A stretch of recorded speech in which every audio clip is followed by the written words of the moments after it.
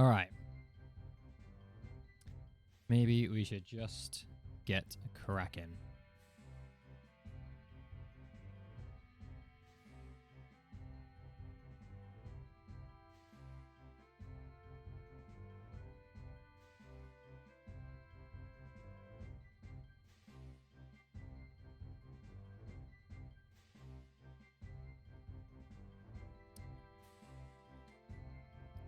Boop. And we're off. First try up and running, run. Or first try fuck it up early somehow. Let's find out.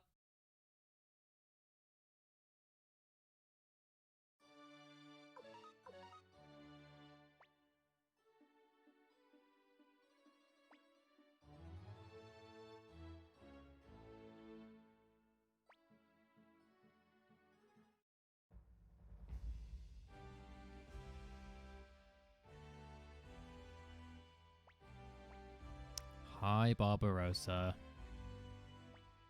How's it going?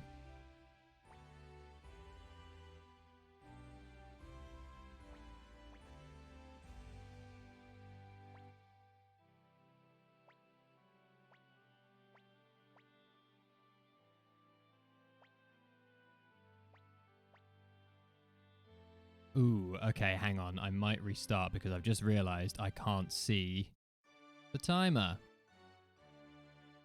Because I am noob streamer and didn't think about these things. Because I have to have things laid out slightly differently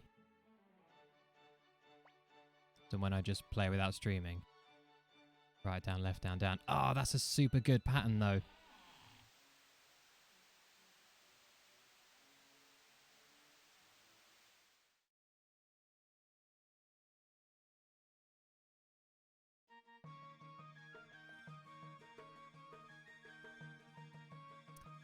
Nope. Fuck, am I gonna have to do this whole run with only... I've got my I've got my stream like up and running just to my left here, which is... That's obviously got like a 10-second delay on it or whatever. So I'm not gonna know what how my splits are doing until 10 seconds after I do them. Oh, I don't know if I can do the whole run like that.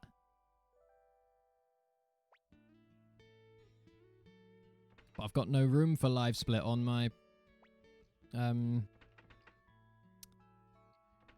my fucking monitor.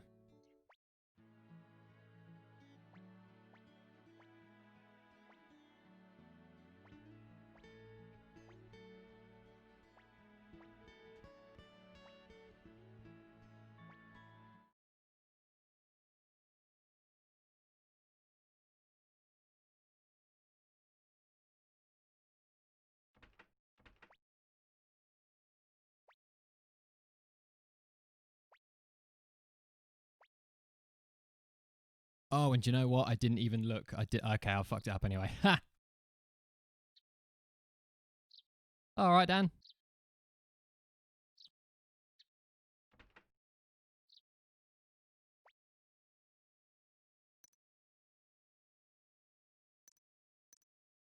Okay, just gonna have to rejig some things.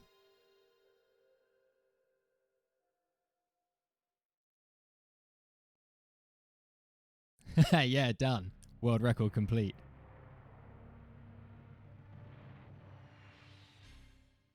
Right, now if I slide live split over there, is that going to mess with how it looks on the stream? Yes.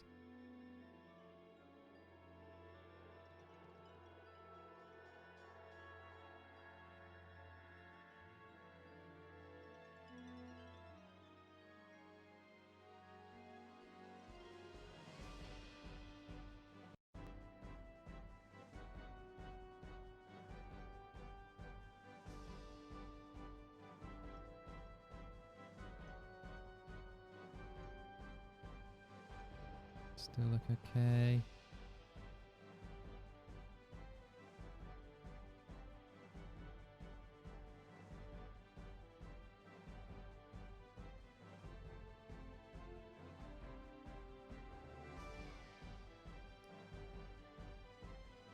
Okay.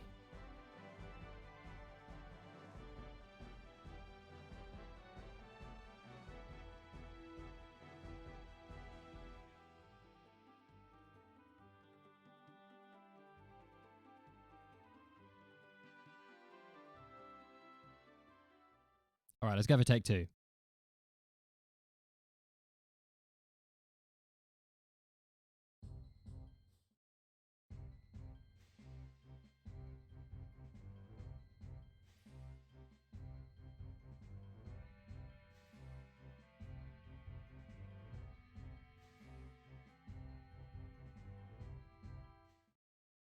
Cheers, mate.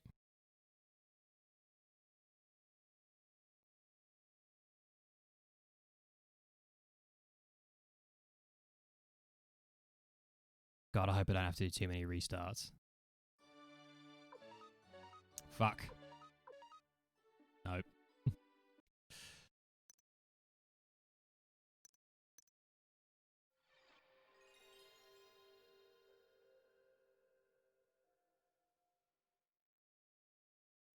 Yes, yeah, spoke too soon.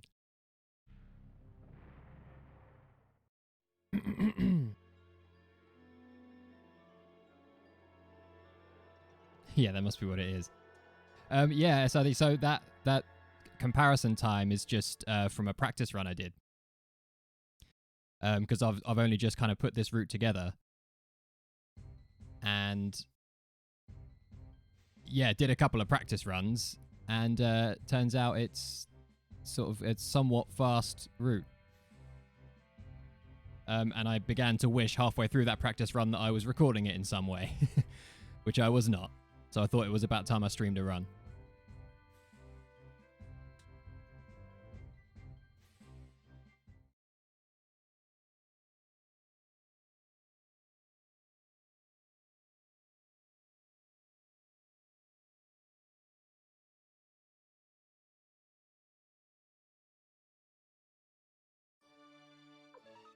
Oh my god. All right, do you know what? I'm not going to restart. Fuck it. I'm going to just lose a few seconds on this split.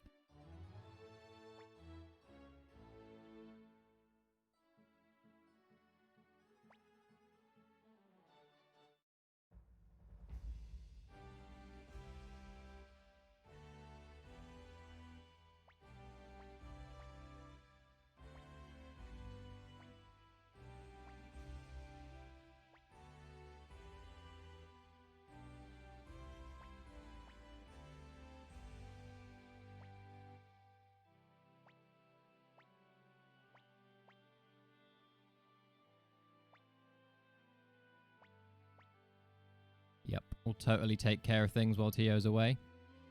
Can count on me.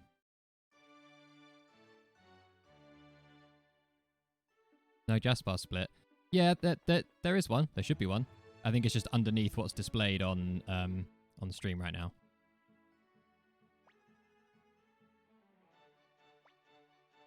Okay, we got right, down, left, down, down. Sweet. It's the same as last time. I don't think it's 0 frame though. I think it's 6. But we'll find out.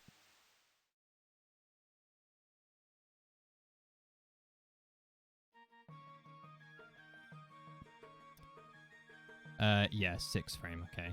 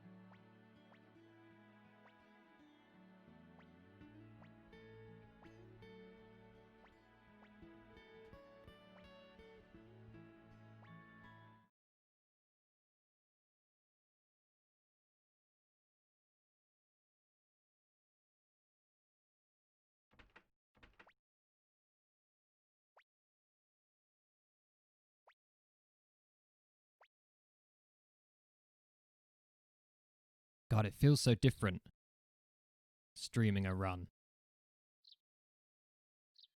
to just playing it by myself with no one watching. There's a camera with a big light in my face and I feel somewhat nervous. I don't usually feel nervous playing this game.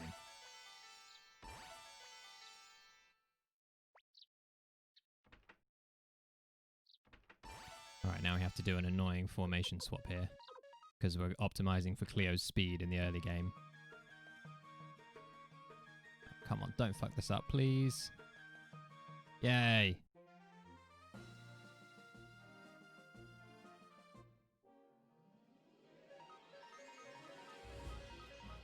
Oh.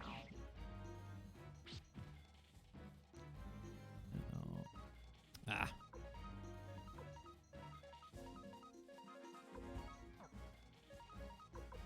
Wow. Okay, this first split's going to be real bad.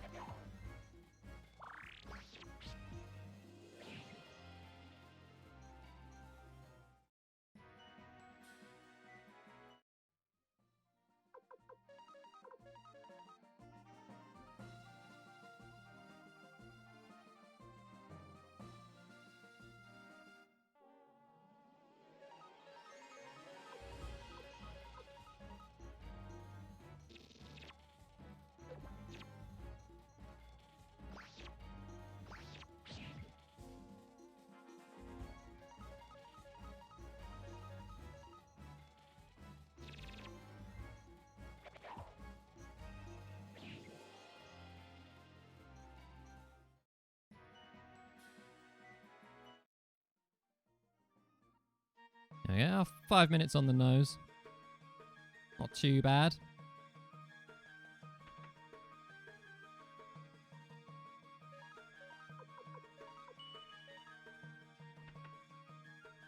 There we go. Now we're running. Now it's a run. Okay.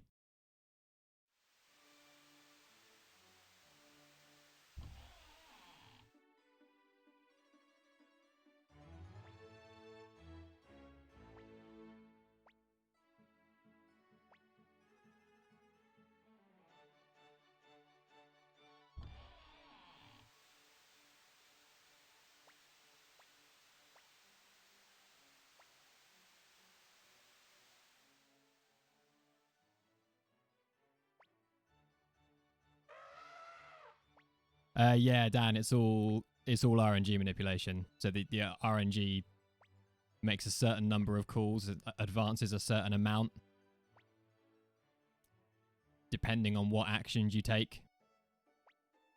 And so you have to fight those fights in a very specific way in order to get the Holy Crystal drop. It's not just like if you win that fight, you get that drop. It's you have to end the fight on a very specific RNG value for it to give you the Holy Rune drop.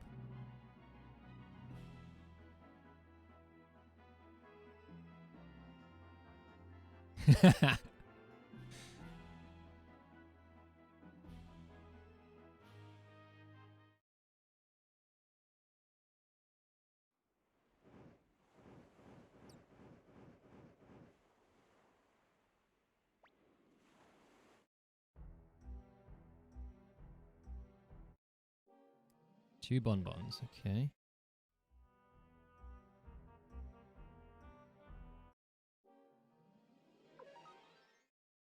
So that's Ted, needs to medicine Parn.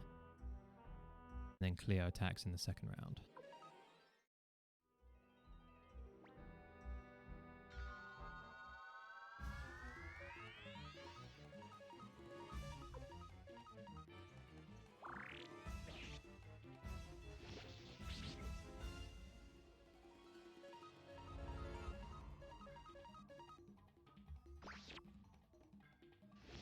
And as I mentioned earlier, I'm setting the fights up to optimize for Cleo's speed. And reason for that initially was because all the way in Saunier prison, Cleo needs to be faster than the nightmare cards in order to act before them. So by that point, her speed needs to be at least 91. which it is basically never going to be if you just let her speed grow organically. So you have to fight the fights in ways that let you, that give her maximum speed stat growth. But then, once I sort of got the route of the run down a little bit and got my Sonia prison route down a little bit, I realized that actually I didn't really need Cleo to be faster than them right at the start. She can be... Flick just kind of takes care of business for the most part with the way I do Sonia now. So it's not that big of a deal that Cleo is super fast. But it just so happened that one of the manips I did along the way relies on Cleo being super fast. It's the Lover's Garden drop in Rockland. The way I set that up relies on Cleo being super fast and having the exact speed stat that she has with the way I do the early fights. So I kept the early fights as they are for Cleo's, optimized for Cleo's speed. But then I kind of sack it off late after the Lover's Garden. Don't worry about it too much.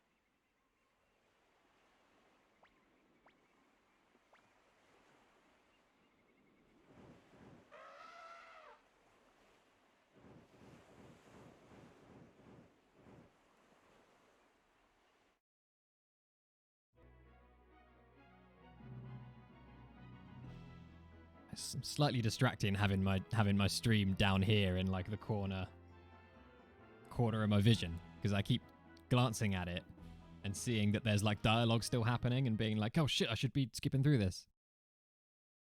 And then I realize I'm being silly.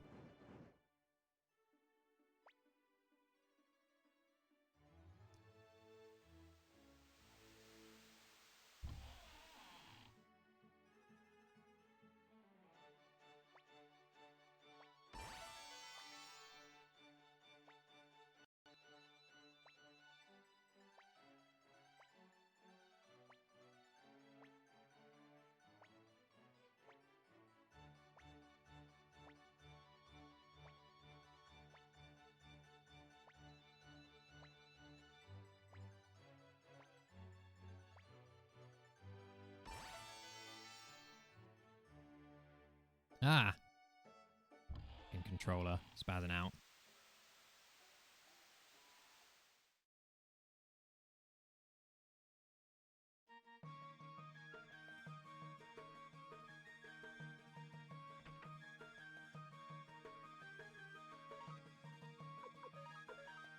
I'm still not used to Cleo having that pot there because of the way I do the formation. Sell all your clothes. You shall be naked for the rest of the run. Sell that. Except your shoes. I'll give you toe shoes later on. Because you need to dance. But those are the only clothes you're allowed.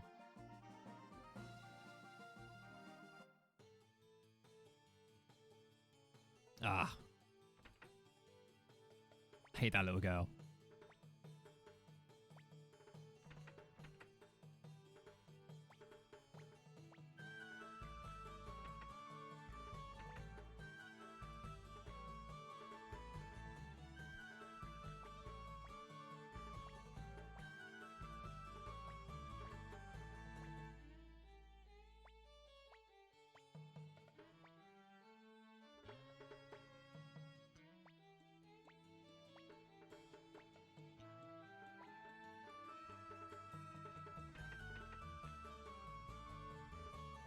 All right.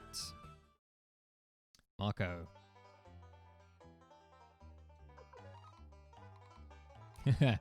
Nudity just because inventory space is precious in this game. And we hardly fight any fights, so it's fine. And yeah, you get the toe shoes in... It's actually super mean. They're in Toran Castle when you go through the monster bit. When you go through it the first time and fight all the monsters. An area that you can never again access after you've been through it the first time. And the chest is in a really hidden, like, secret place. So if you miss that secret...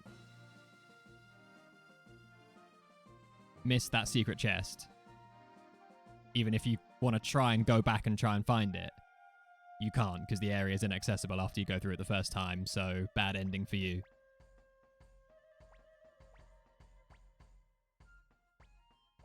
Mean developers.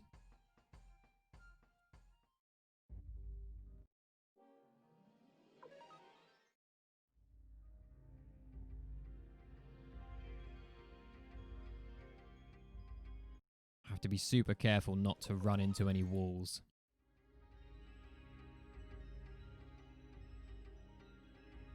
Because the movement, I only get a finite number of steps.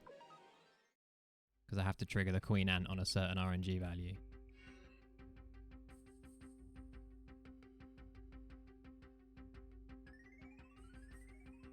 Yeah, it's fine. We got it.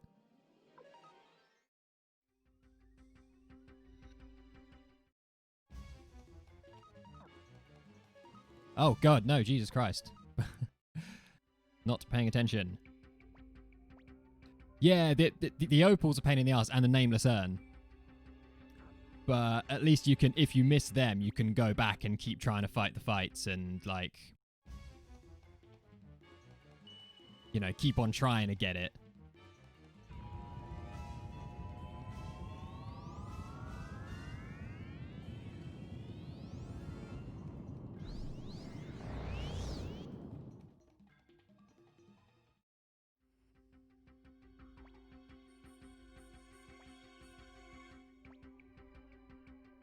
First instance of the bribe glitch, by the way.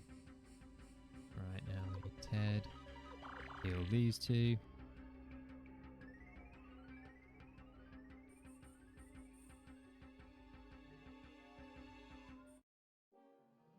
It's good. Oh, shit. Fucked up the movement, gotta force a fight.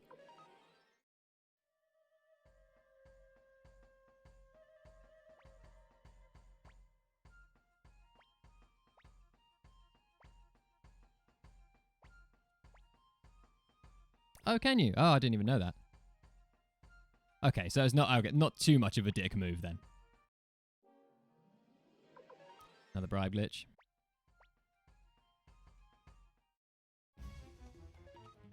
Nope. Okay, right. We need to unite Sidonia, Cleo, Medicine, McDowell, and Ted attack Sidonia. So I'm not used to having to do this version of this fight. Because I don't often get two bonbons on Magician's Island, which affects this fight.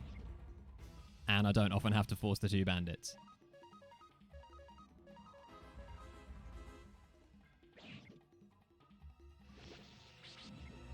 Okay, now McDowell attack Varkas and unite. And we should see 34 speed on Cleo.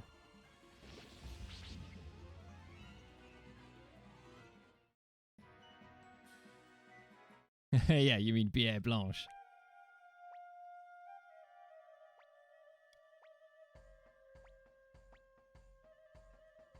Oh shit, forgot to split.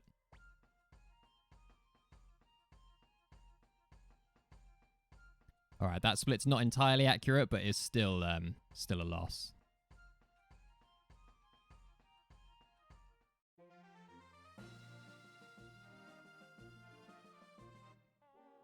Ugh.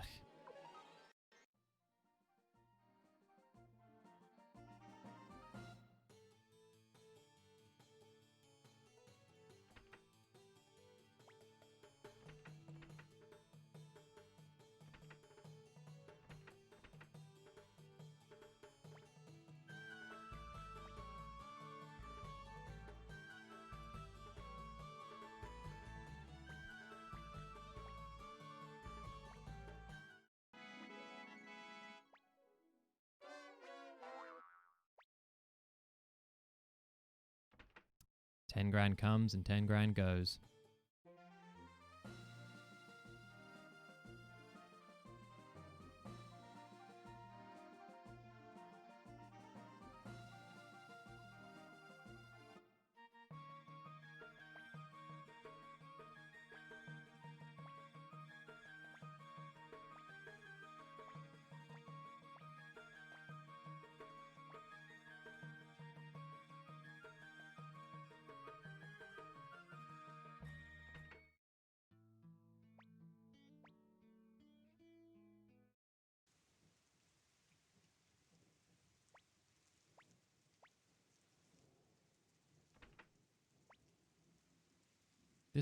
That movement is always catches me out.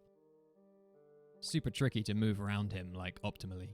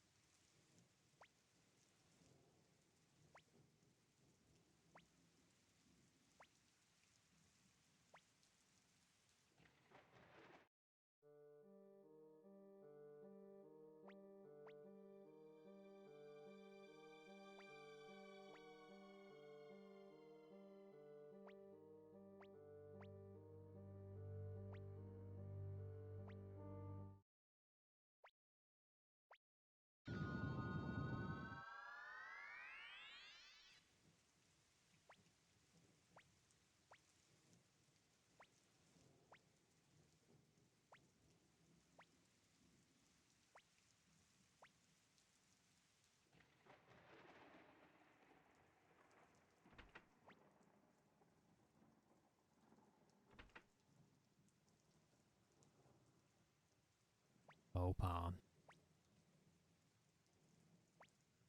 So weak.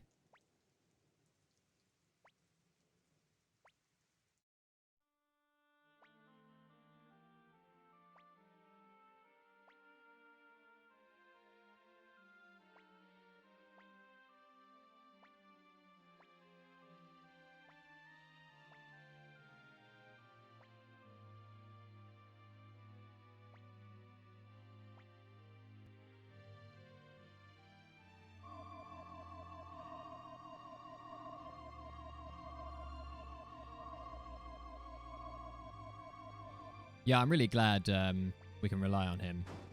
So responsible. Going out to get medicine and everything.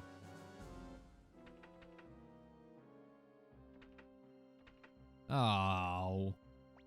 What?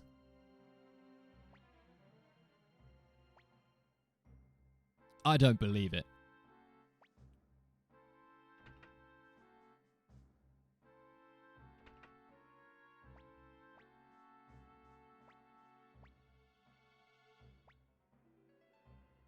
Yes.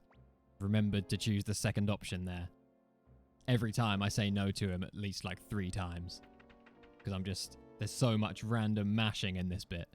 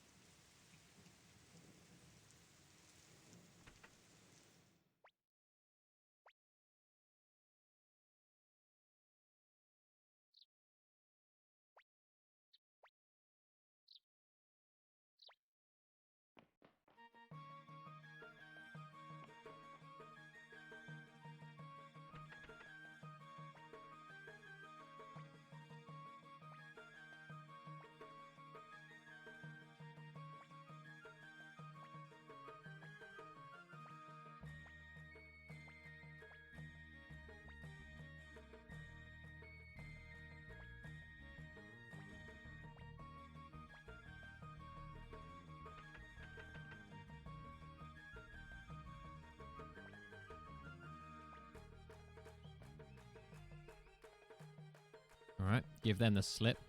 That should do it. We'll chill here.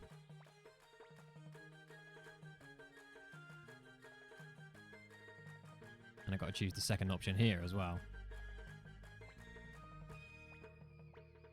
Although if you choose the first option and tell Victor no, you don't trust him, literally all he says is, "Oh, come on," and then you get the option again. I like his arguing style.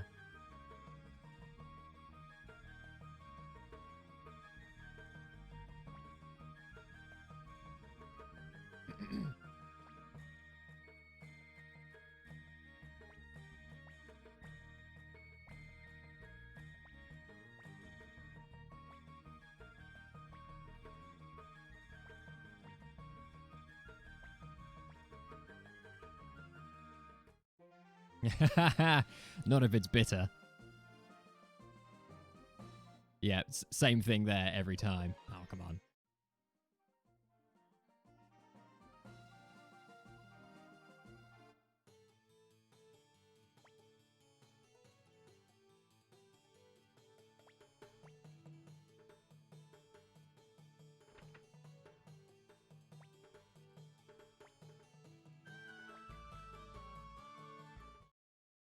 Mr. Hams!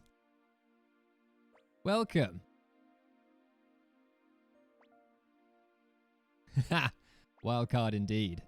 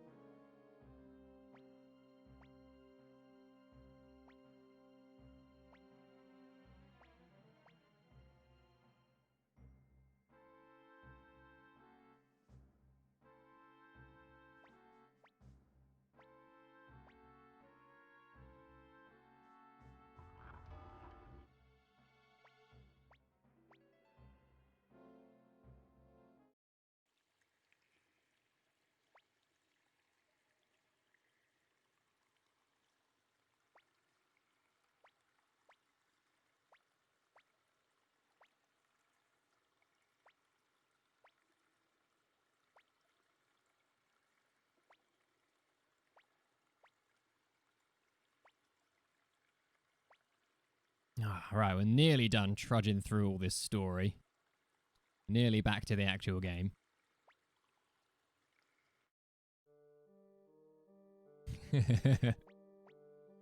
Yeah, sorry, mate. I say trudging through the story. Not that anyone has any hope of following it.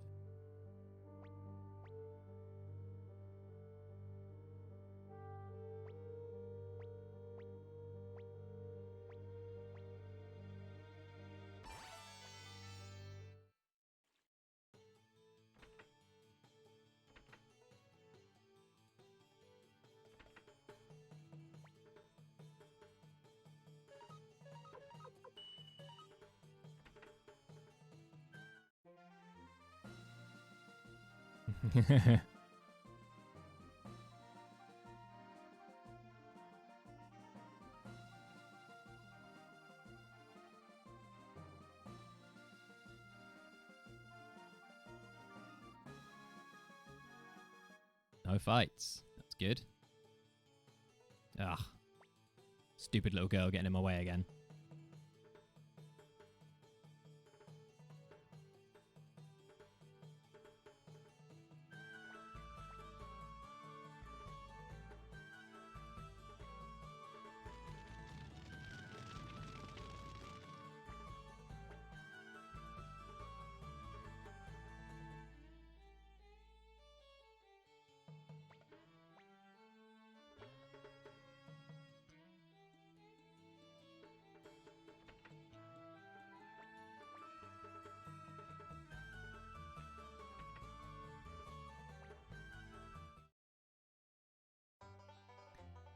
All right, now.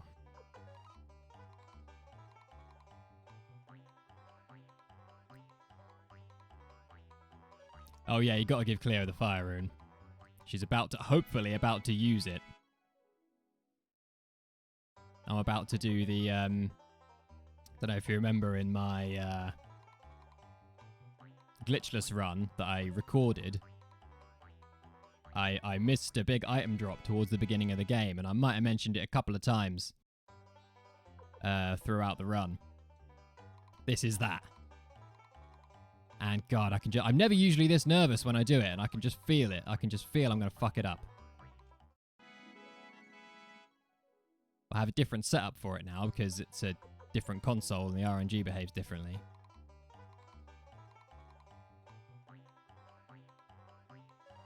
Alright, this is 4. Painting, yeah, Lover's Garden. Last one.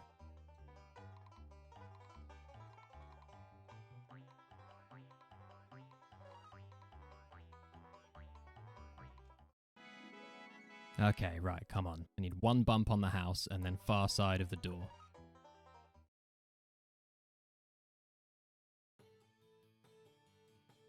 One bump on the house. Yes! Bribe these. And then we fail a run once on these.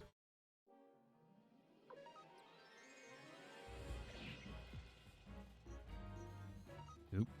Then we bribe.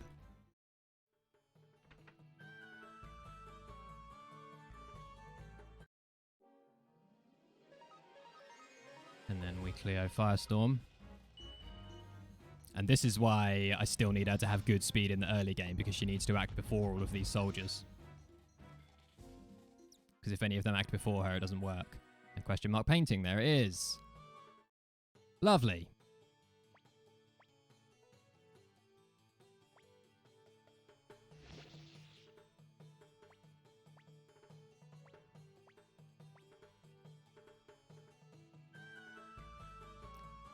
Just stand there, mashing X for a little while after the dialogue's finished. Standard strats.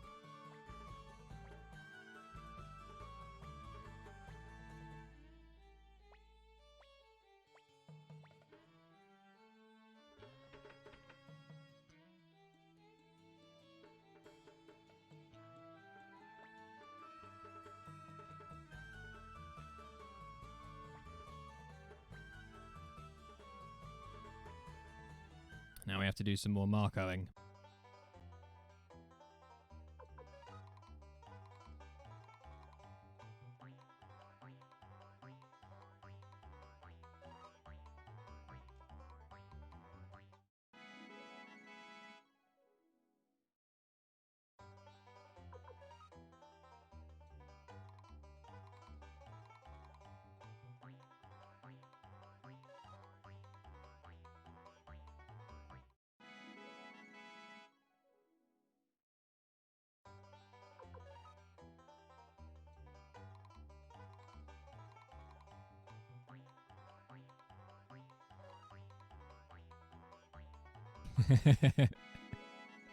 I know, man. Can you believe it's the middle cup every time?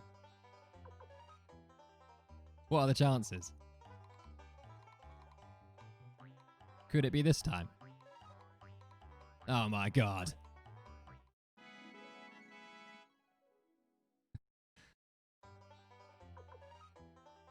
Surely not again.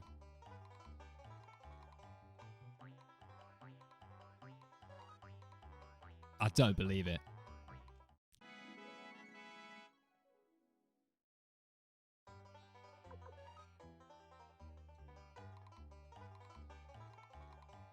How about this time? I'm thinking left this time. Yeah, I just had a feeling.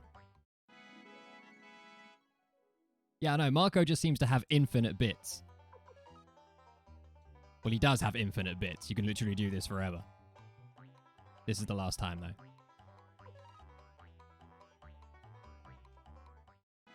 Also, supposedly Marco's supposed to actually be like a little boy, but I mean, it's clearly an old woman, and he calls you young man.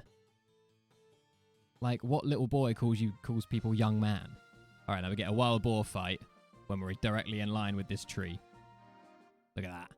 I love that you can predict it so accurately.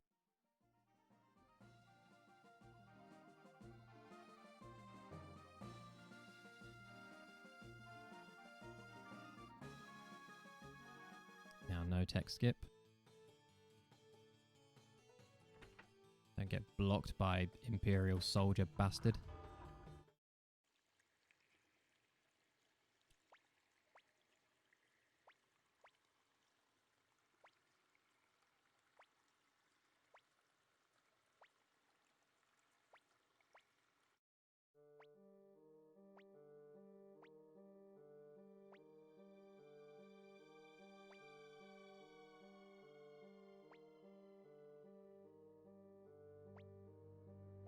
My father goes his way and I go mine.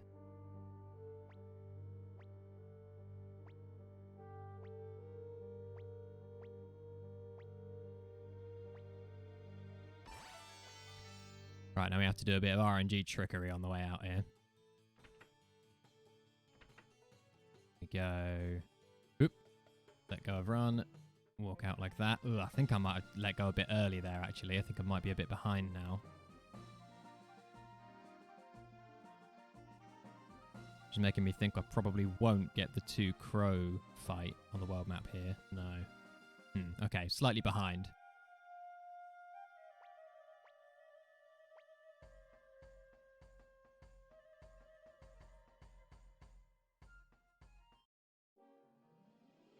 Yeah, usually the next screen before I get that fight. And so close. So Mount Tiger Wolf is like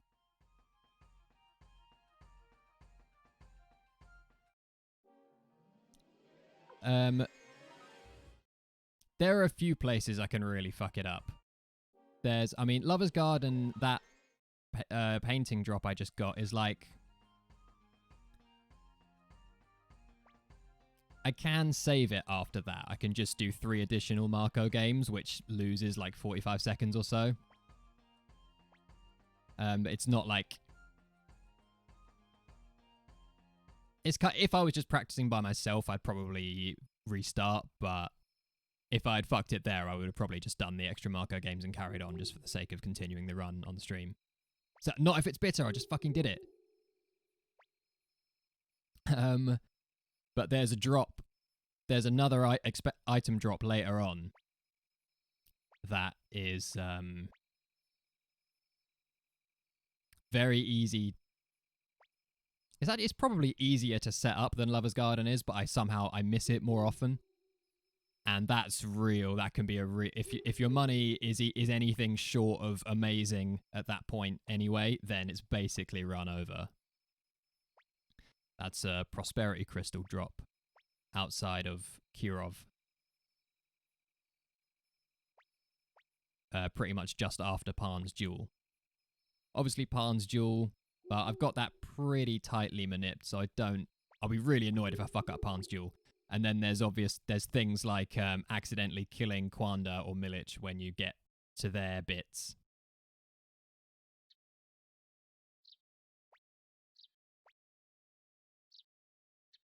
Which I have done before.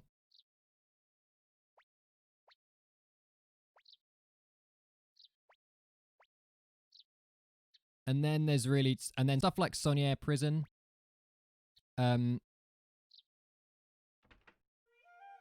It's hard you have to know exactly where you are in the RNG in Sonier Prison because you need to manip fights correctly to get the opal drop. But it's hard to know exactly where you are because there's no decent RNG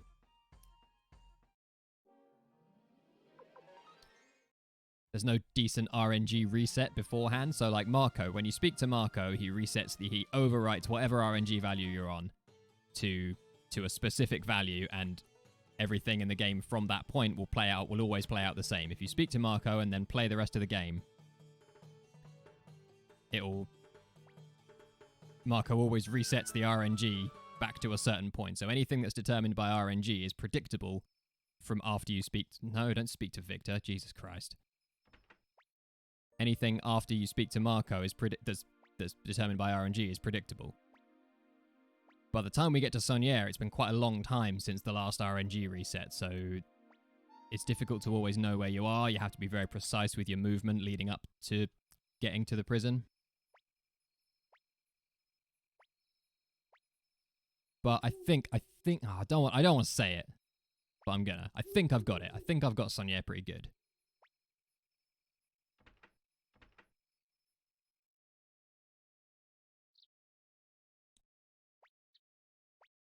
And then there's stuff like Lepant's Wheel, which again, I can manip pretty good, but occasionally you just get in a real bad place and it just takes longer than it should.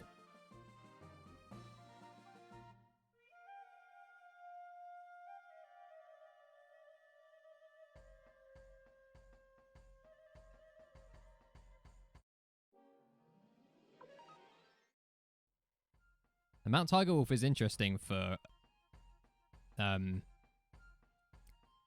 knowing what battles you're gonna get, is because the encounter rate, like the number that determines the sort of frequency of fights, is different for each screen, and that only happens on Mount Tiger Wolf.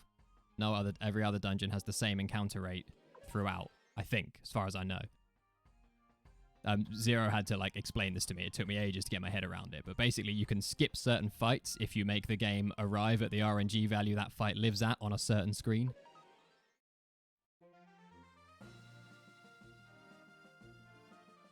Which I actually didn't do a particularly good job of just then. Hey ho. Ah. Fucking Odessa bringing the average level down, making me have to bribe ants.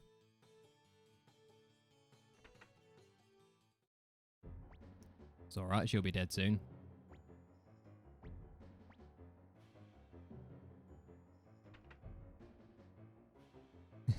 You 100% understand. Good.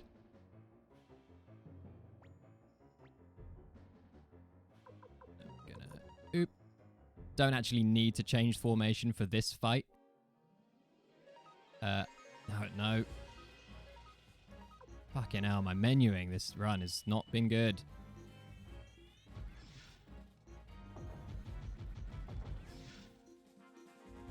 Spoiler. Oh, because I said Odessa will be dead soon.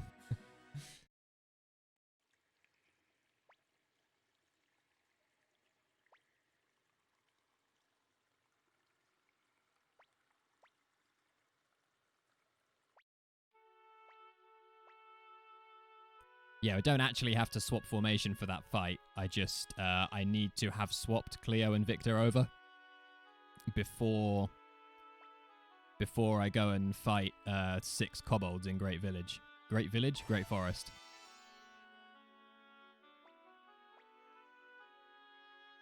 And for some reason, I always remember to do it there, and if I don't do it there, I forget and then fuck up everything.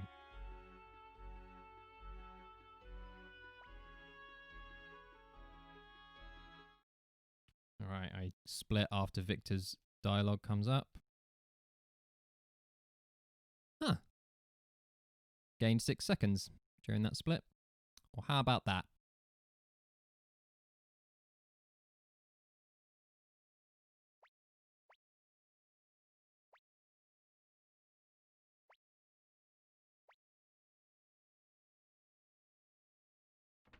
The innkeeper there, when you speak to her, she just goes like, "Come on now, cheer up, dry your eyes," which I think is a little bit insensitive.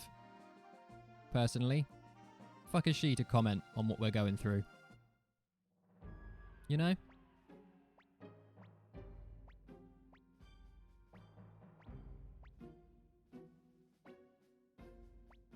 Shall I call him Stolterheim Run back? Oh fuck! Never mind, I missed it. Oh my god, this controller.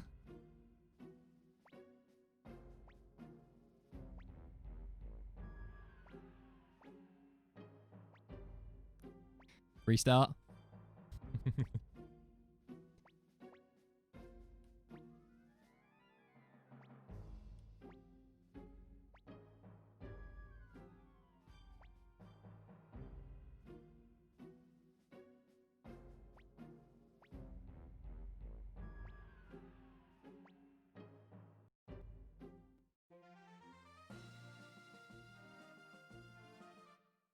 Oh, come on.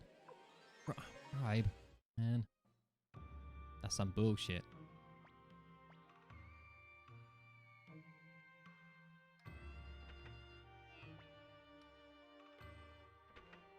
I keep getting blocked by those little blonde girls. Hey, talk to him.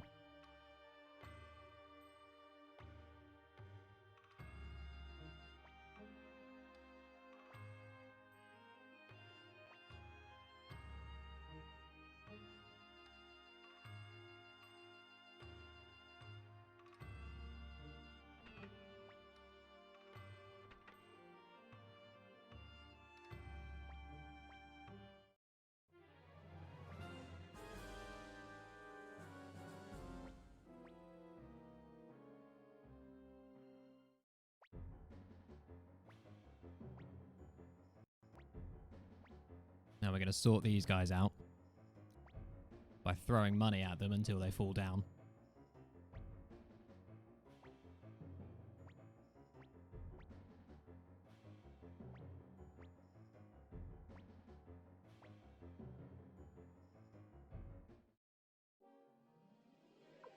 Shut up and take my money.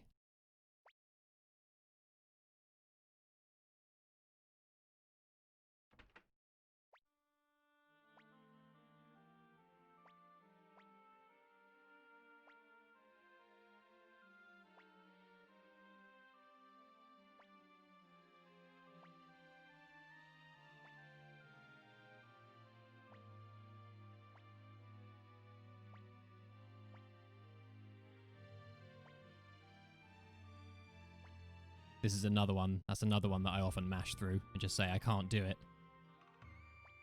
Then if you do that, Matthew goes all like, all right, fine. Come back when you've had some time to think about it, and it breaks the dialogue off completely. Which is annoying. All right.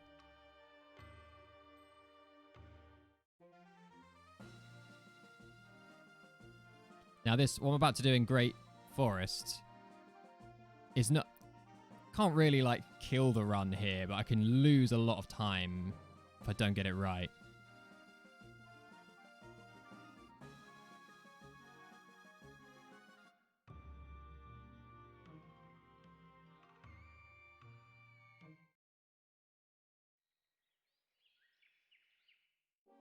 Yeah, okay, that'll do.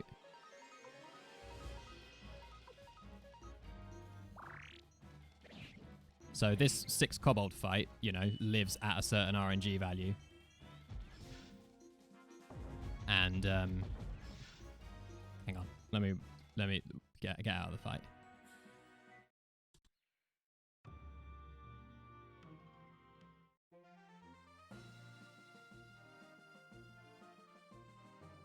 So what makes this game difficult to manipulate a lot of the time is whenever there are moving NPCs on screen. Ah, shit, I'm not supposed to skip the text there. So I think I'm going to get a rock fight now. 2 rocks, yeah, damn. Whenever there are moving NPCs on screen, the game is making 1 RNG call per frame per moving NPC that's on screen. So for now, there's like 2, 3, however many that was. Every frame, the game is advancing the RNG by like 2 or 3, and the game runs at 60 frames per second. So if you imagine it like sort of like the millisecond counter on the clock, reeling forward super, super fast. And you often have to like stop it at a very precise point. And there are ways of nudging it when you know you're close-ish, and ways of finding roughly where you are in it. But if I sort of freak out about the tiniest little blips in movement occasionally, it will usually be because I'm on a I've made a blip in my movement while on a screen with lots of moving NPCs, and so it's advanced the RNG by a ton and made me lose where I am.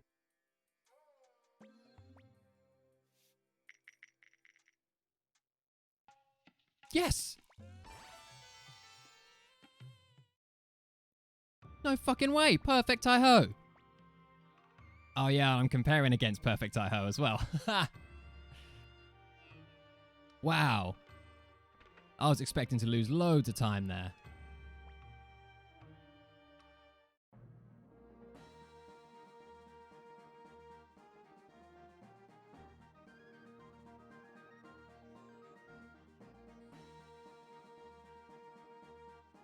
And also, if you imagine the RNG reeling forward like the millisecond counter on a clock, it's doing that. It's advancing every single frame that you're on the dice screen with Hi-Ho there.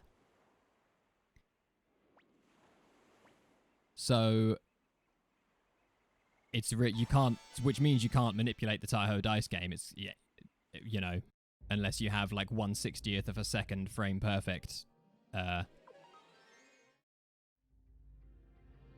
input, which is not humanly possible. Not in that way, anyway. There were the toe shoes, by the way.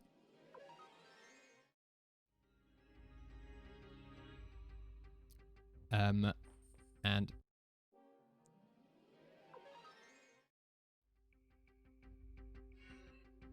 which means that when you come out of Taiho, you're not really going to know where in the RNG you are. Ugh. So I have this handy little tool that Zero made, where you input the enemies that pop up as they pop up, and it tells you based on that where you are, what RNG values you're on. Oh, come on, man, there's a shitload of fights.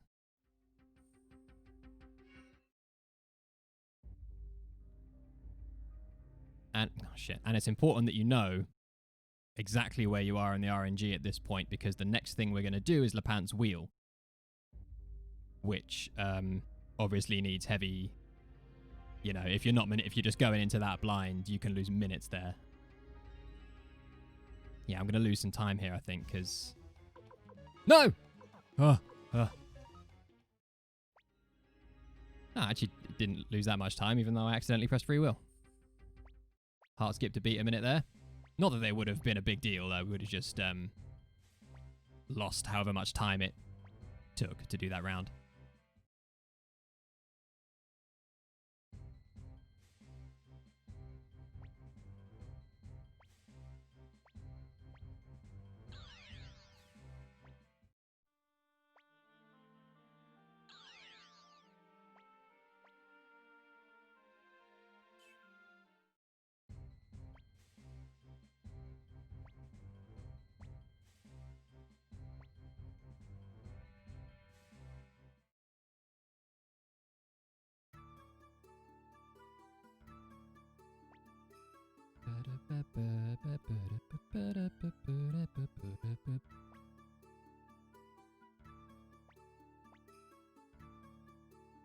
Alright, and we don't bring anyone else with us for Lepant.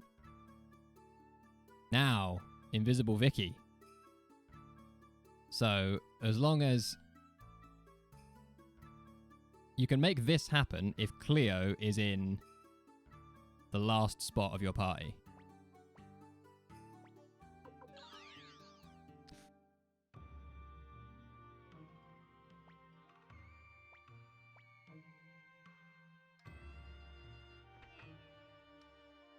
Oh, shit. Talk to Kryn, for fuck's sake.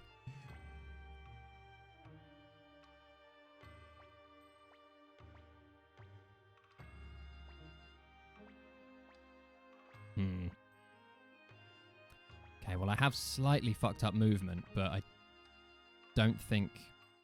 still don't think I'm gonna...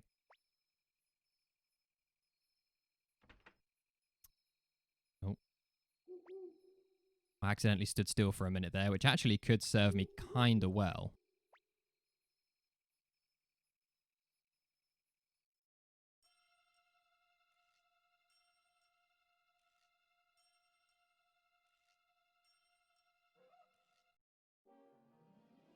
Alright, well, 6. Could be fucking anything. Get the chest. Jesus Christ. 6, then 3. Okay, I think we might be here. We got 6, then 6. No. 6, then 3, then 3. Oh, really? Are we there?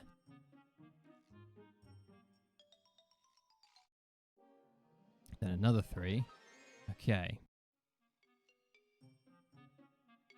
8, 9, 10. 1, 2, 3, 4, 5, 6. Should be, hopefully, please. Yes. Ugh.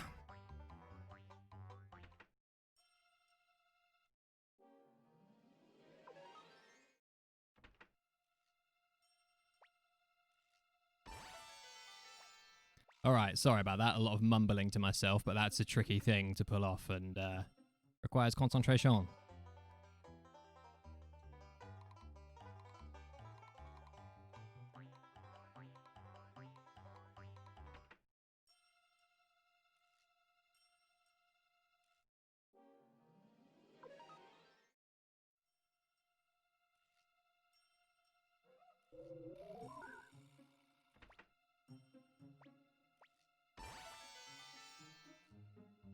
a lot of the bosses, I guess you mean. We ask, can you bribe a lot of them? You can bribe all of them, as long as you have to hit confirm again before the text appears in the box.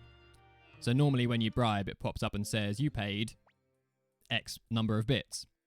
You have to, when you're doing it with bosses or fights that you shouldn't normally be able to bribe, you have to hit bribe and then hit confirm again before that text appears in that box. And you can do it with any fight.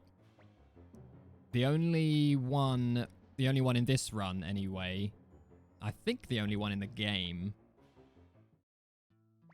but I'm not entirely certain on that it doesn't work for is the pirates. There's 3 pirates in a little shack that you have to take Taiho and Yamku to fight them.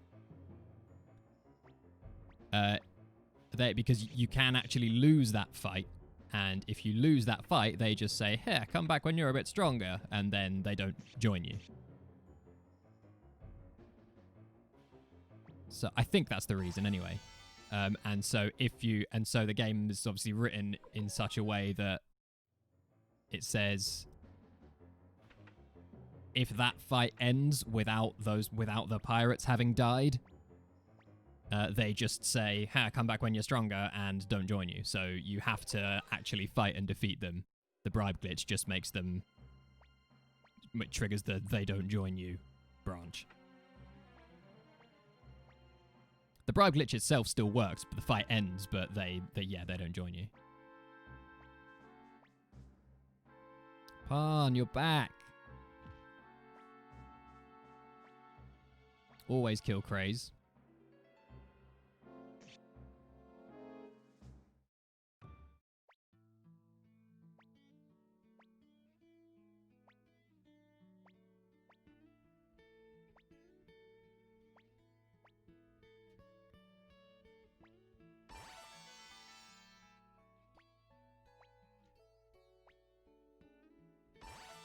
You just couldn't let there be trouble while Master Tio was away. It's a good employee right there. I actually really like Pan's character arc.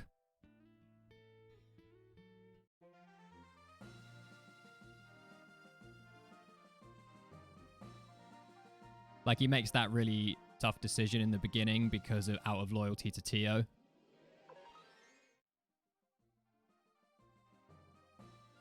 Because at the end of the day, you know, Tio's like, what the fuck am I doing? Tio's like his boss. But then, you know, he goes through what he goes through and comes back and saves the day just then. And then ultimately he ends up volunteering to fight Tio, hold him off so the others can escape. And I think it's a nice journey that character goes on, you know what I mean?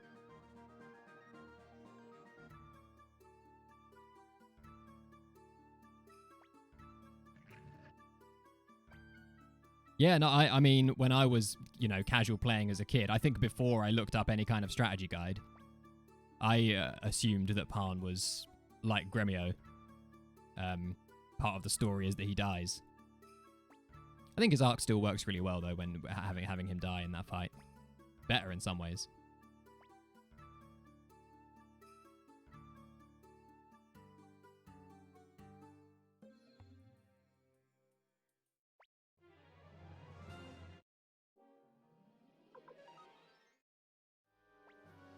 Corrupt assassin just accepts a bribe to stop.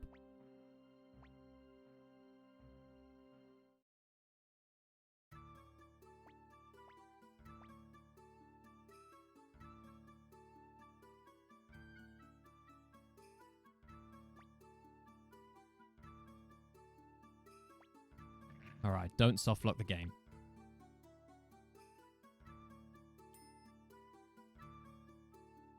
So that there's a way, coming up, there's a thing that's something I forgot to mention when you asked what can kill the run.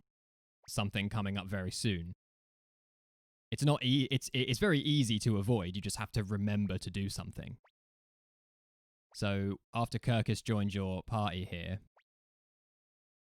you can go and use Invisible Vicky, and you see I add the members of the party in a weird order to make Cleo be in the last spot so that we can use Invisible Vicky. Speaking of which, yeah, Victor, Eileen, Cleo.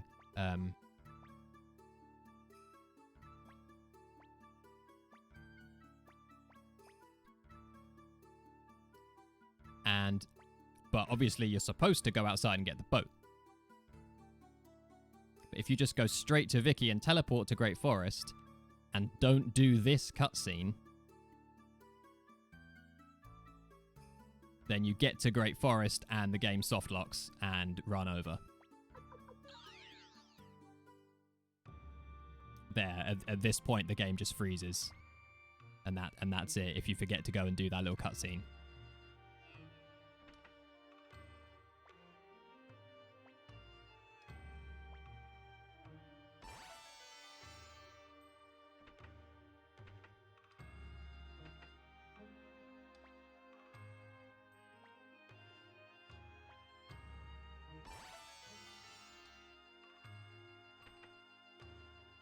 Yeah.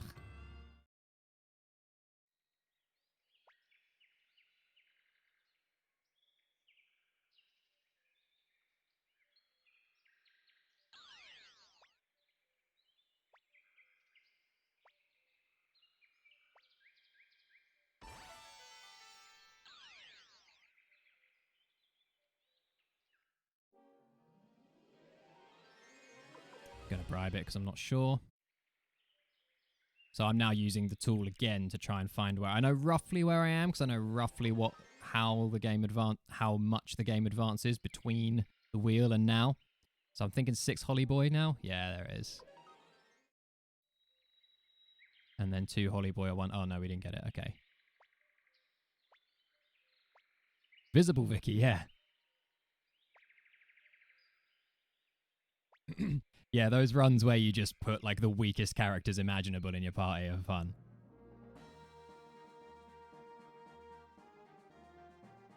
Where am I now? Paniku's area. That fight you come on. Yeah, okay, this is a bribe.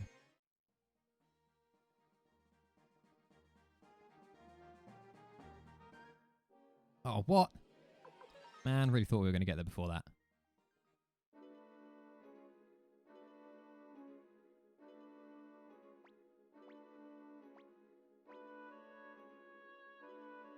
Oh, how many NPCs are on screen in Elf? 3?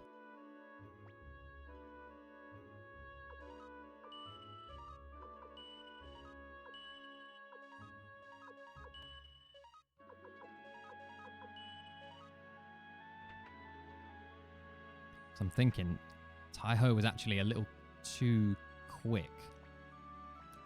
And there's a massive gap in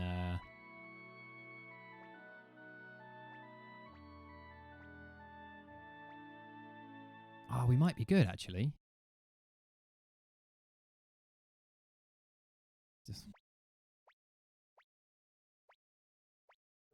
There's a massive gap of like over 600 or nearly 600 steps that we can get on Dwarf Trail. 600 steps like without a fight. I think we're going to fall just short of it, so I'm tempted to just stand still in in Elf Village for maybe a second or so, just to push the RNG forward a little bit so we land nicely on that gap.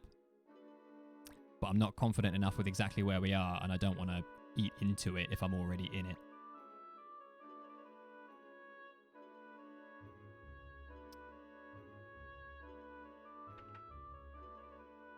And I'm gonna... there we go, just a little bit, just a little bit.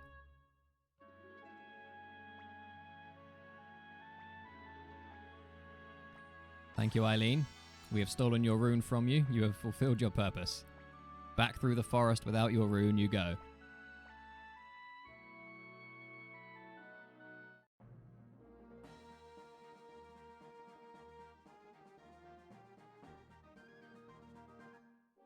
Ugh. At least we can let go of them now. Now we've got shitty Eileen out of our party.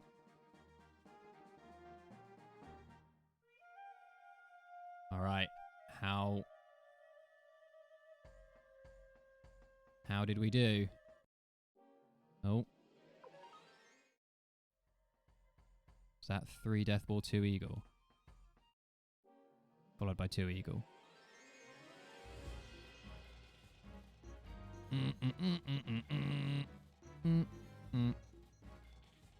Oh, sweet.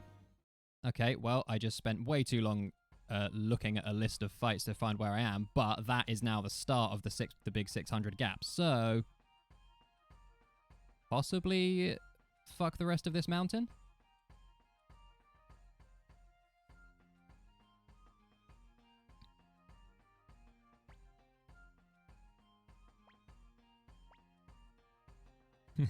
Fuck off, Eileen. Ooh. Yeah. Yes. Love that.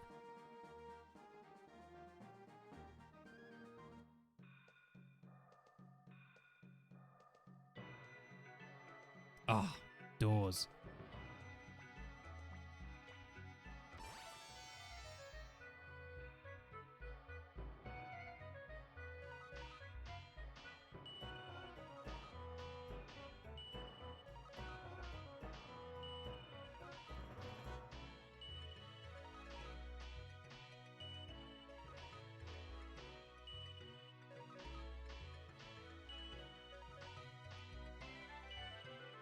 Level 9. All right, now movement. Come on. Ah. The doors in Dwarf Village and in Seika are a pain in the ass because you have to be exactly in line with them to walk through them. Like any other door in the game, you can be like a step either side of it. It's fucking dwarves, man. These xenophobic dwarves.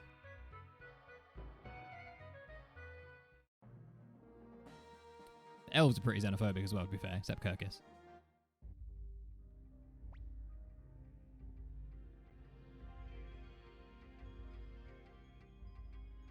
Alright. Ah, man, so close. There's no, in these puzzle rooms, there's no RNG advancement, so you get as many steps as you want.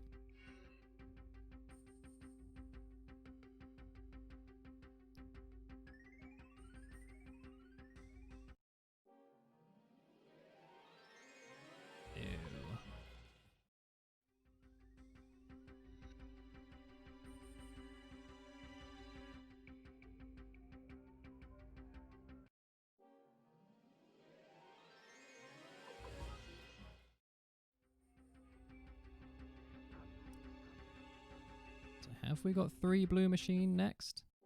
Oh, one blue machine. Which is another bribe. Damn, which means the last one I could have actually run from, which is annoying.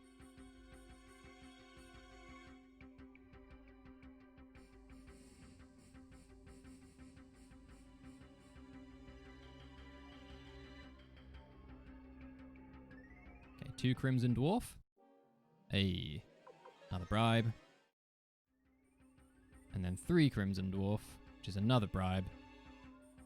And this is all starting to get a little bit expensive. Nice long gap, though.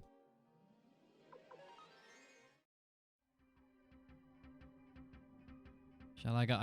There's a 5k chest after this. I don't think it's been expensive enough to warrant going and getting it. And this is a run.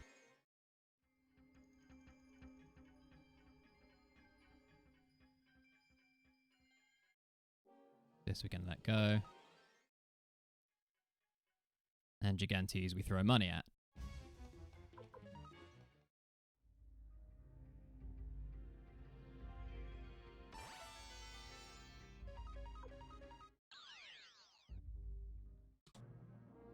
Gold split. Fuck yeah, that'll be that massive gap on the... Oh, don't walk past the village.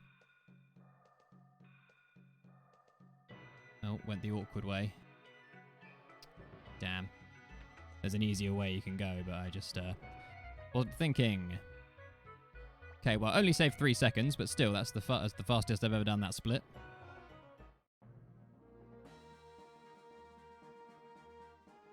The plural of moose. Only just saw that.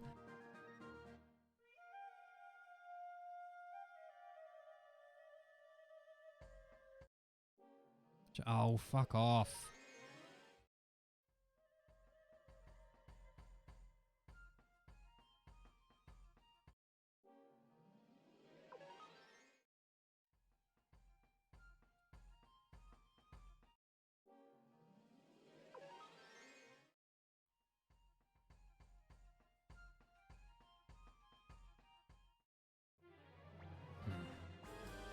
Okay, right, then we've got three dwarves after this, and then a long gap before we have 2 eagle men.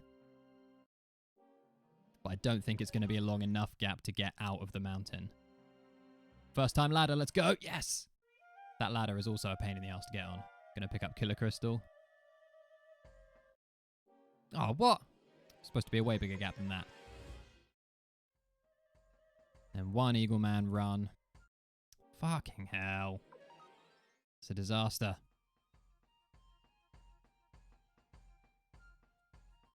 Oh man.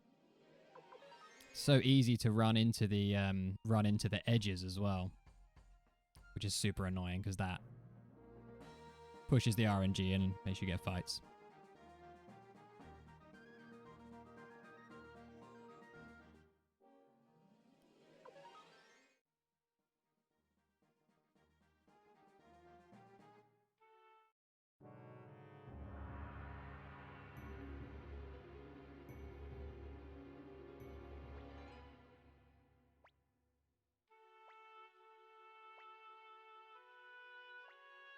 I only just noticed the game goes to start this track, this music, and you hear like the first note of it, but then it's like oh shit, no, it has to play the big dramatic like jingle. Then this track starts. Never noticed that before.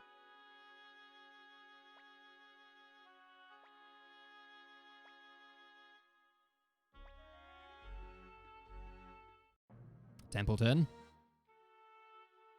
This is another way that you can maybe not necessarily end the run, but it would really fuck it up and be a big time loss if you forget Templeton there, or if you forget any recruit up until this point, really, because the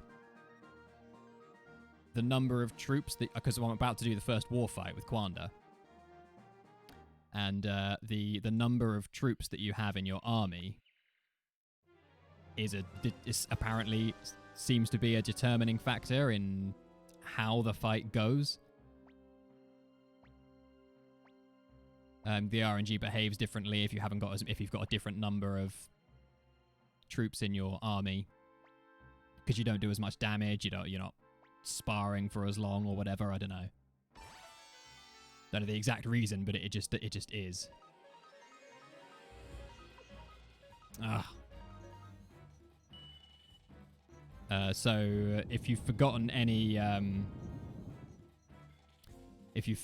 recruits by the time you hit a war fight, that means your army, the number of troops in your army will be different, which means the war fight will play out differently.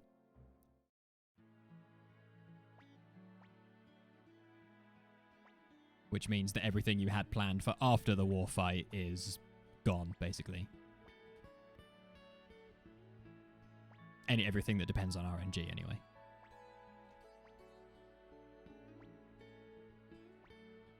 Let's go.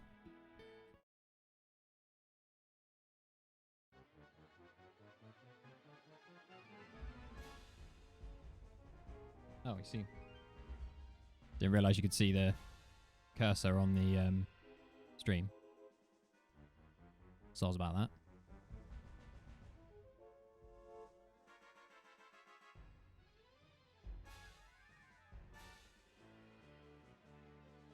Alright, magic, charge, bow.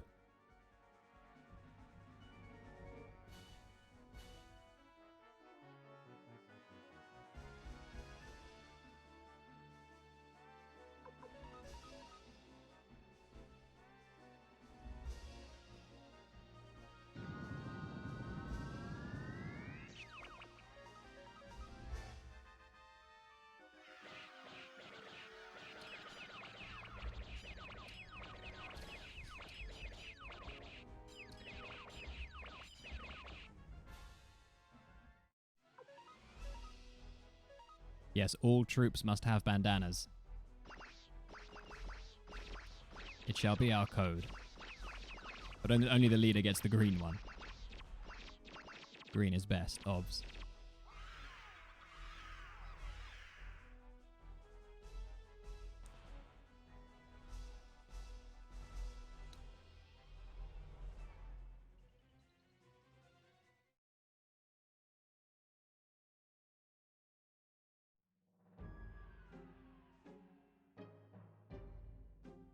Also, the leader is the only one that's allowed to dress differently. Everyone else, all the other troops must dress exactly the same. The leader shall have his own uniform, and it shall conveniently be the exact clothes he wore while he was still living at home as a child. All right, perfect movement. Let's go. If this movement's out by one step, it can hoop. I'm gonna... I think that was it.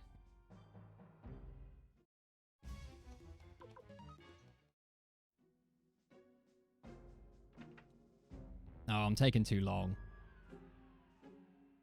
There we go. I need to get better at that. Okay, so defend, desperate attack, defend.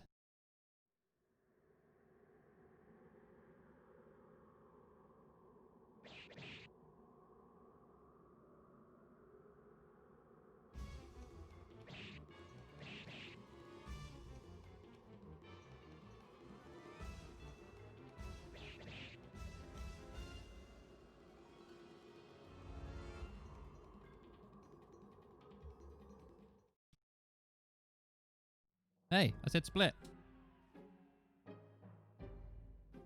Maybe I just missed spacebar. I didn't miss spacebar. Something funky happened. All right, don't kill Quanda. Concentrate. No, Danny. I'm not killing him. You can't make me. I'm gonna, like... Something's wrong.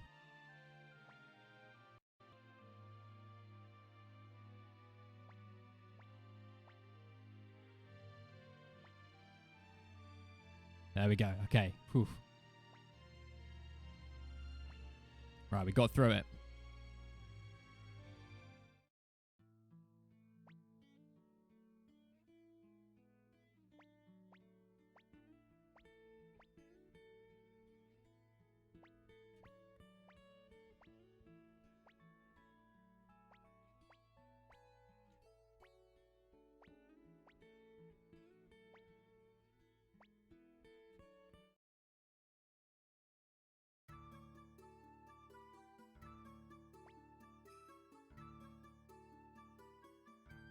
Execute Order 66.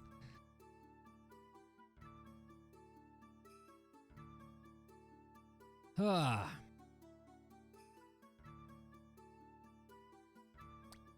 All right, now we've got a little recruitment drive. Wait. Lifted third floor. God damn, you'd think I'd know this by now.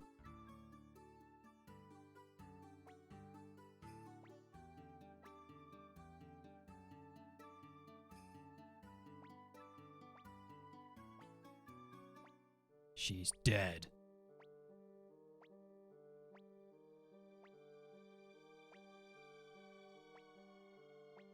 Say what?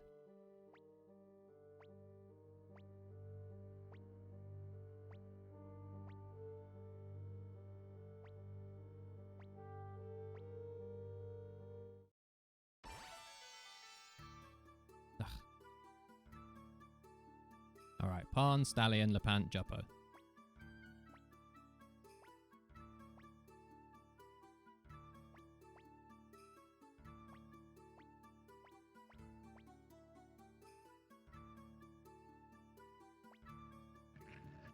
And we teleport to Seika.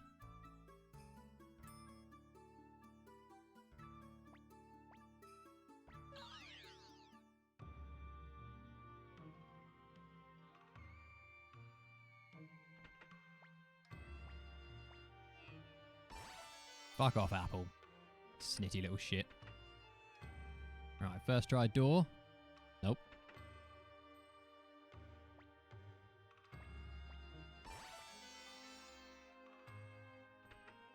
First try door again. Yeah. Have a little intimate moment with Lepant. Oh. I say, sir. How indecent.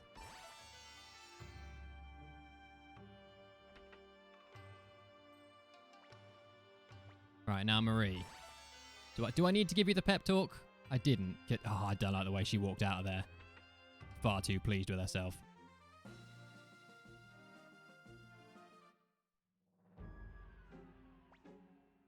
Yeah, Flick literally jumps in the air with surprise. I mean, his one true love has been taken from him. I think I'd jump in the air. In sadness, obviously.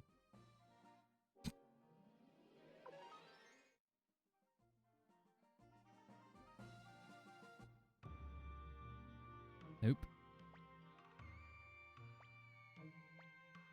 Come on, Meg. Your uncle thinks you're too young, but I disagree. Come join the army.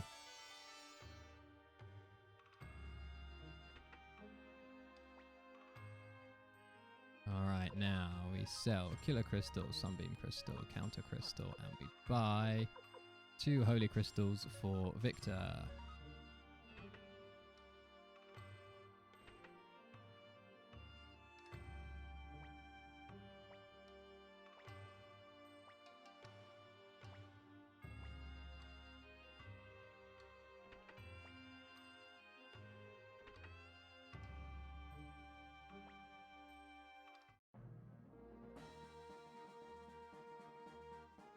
Yeah, imagine if she died on the front lines. How would I ever look Joppo in the face again?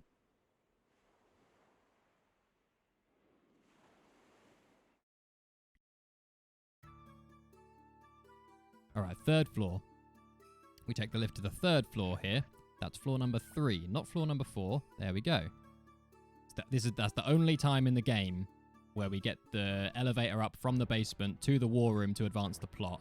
And it's the 3rd floor, not the 4th floor, because our castle is not at that level yet. And I always need to remind myself.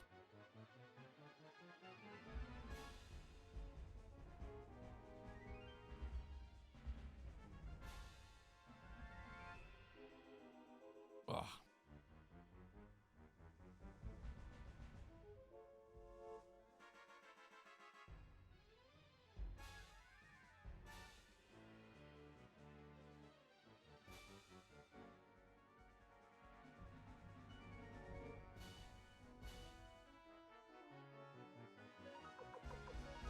Humphrey.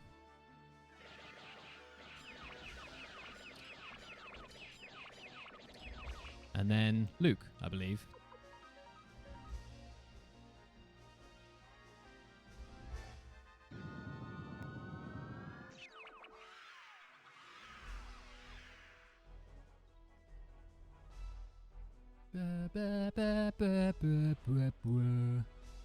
We beat the Imperial Army. Yeah, we did, Flick. Now's probably the time for caution, though. Like our strategist says, send a small, recon team in. What do you say, Flick? Eh? Wrong? Well, if you say so.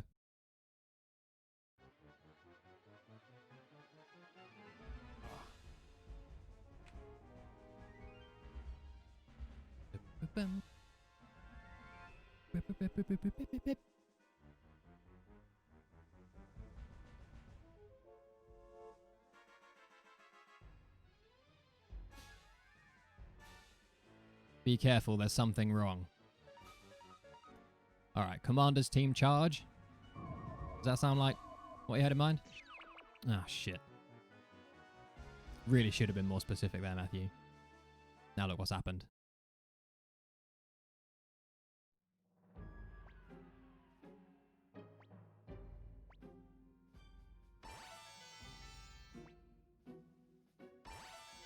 Alright, now I need to look at what their speed, the order of Flick, Stallion, and McDowell's speed.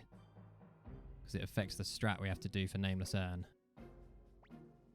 So his speed is 100, 97, 98. Okay, so we're McDowell, Flick, Stallion. Which is fine. That's good. That's standard Nameless Urn strat.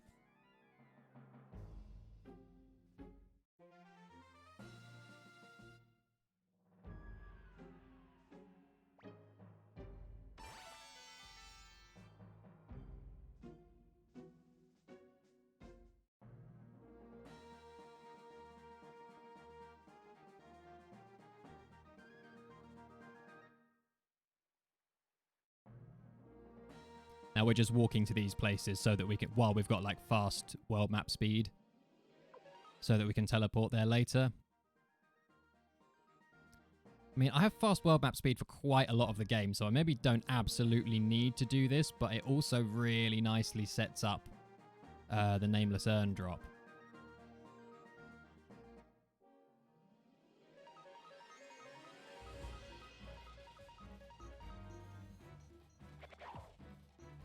Which I straight up stole from Zero, by the way. Though there are certain orders of speed, like if Flick is the last of the 3 that I checked to act, then it doesn't work.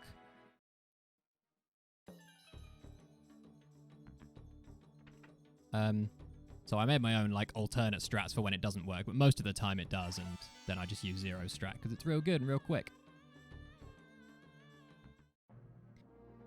Alright, hopefully that was the right movement for no world map fights here.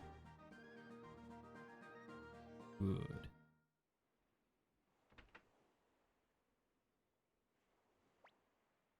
And Blinking Mirror. You know, in one practice run, I did this, recruited Hellion, just forgot to do that.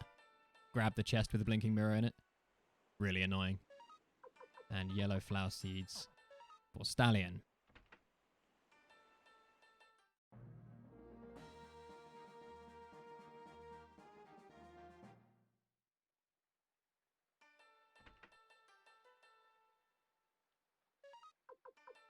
Earth Crystal for Flick. Nope. Fucking hell. Blue flower seeds for Stallion. Yep.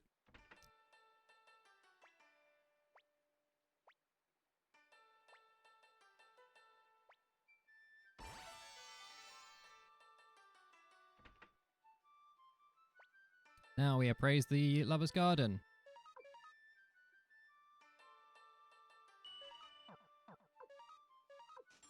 Huzzah! Right, 82 grand. That's pretty good. Not the best, but definitely manageable.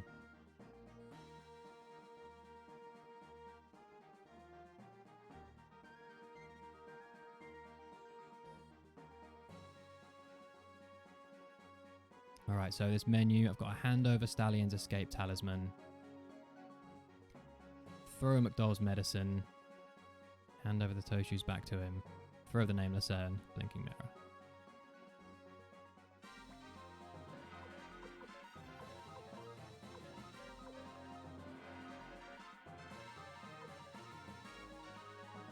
Okay.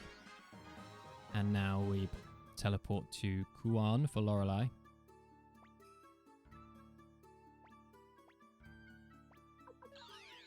This whole section, by the way, is when I was briefly talking about Sonia Prison earlier, and how there's a long time leading up to Sonia Prison. You have to be very precise with movement because there's no reliable RNG reset point.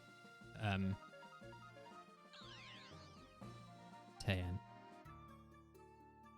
Ah!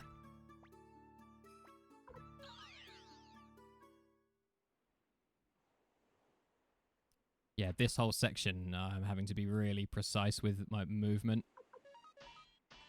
Because all of my movement on any screen with an NPC on it is going to affect where I am in the RNG for Sonia Prison. Which is a big deal because you need to get the opal drop there. Alright, Shit, did I do that enough? Yes. Ugh, annoying.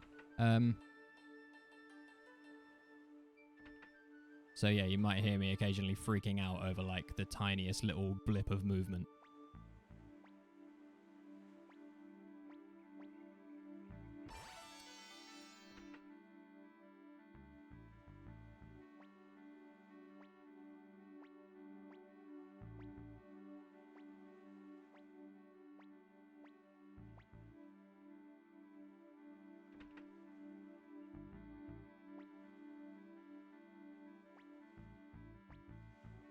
Yeah, I think the game does a really bad job of telling you what to do at this point. Like you just have to try and take, and it doesn't, because it doesn't even say at any point we need to get Dr. Lucan or he's like over the other side of that whirlpool or anything. I don't think. You just have to, as part of your like general exploring, you just have to go and try and get the boat past that bit, and then it triggers the rest of the. Nope, we walk, and then it triggers the rest of the scenes around it.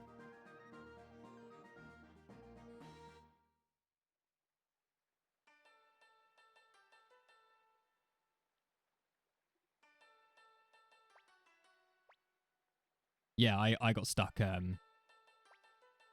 I definitely got stuck at this bit when I was a kid. Game doesn't tell you what to do at all.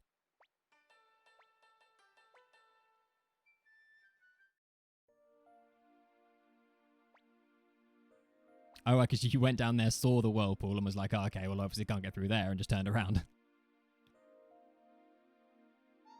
Yeah, you have to actually go up to it, and you have to get the text that says, Rapids. All right, now here is where we find that I have forgotten a recruit somewhere. Please tell me I haven't forgotten a recruit somewhere. Give me the right dialogue lot. Yay. Go down the stairs.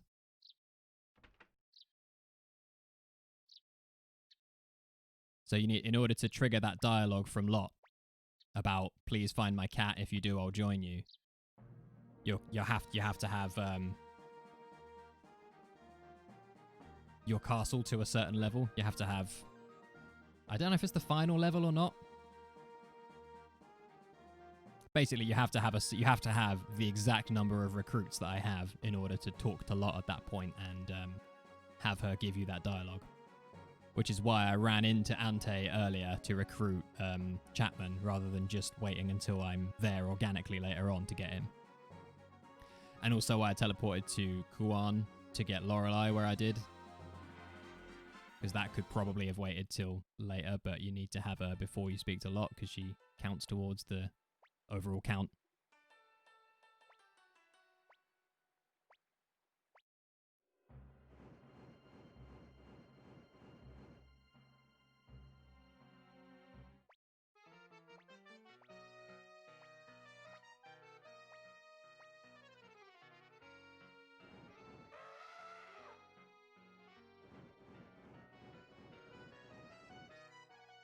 Okay, so after this, blinking mirror, 4th floor, talk to Matthew.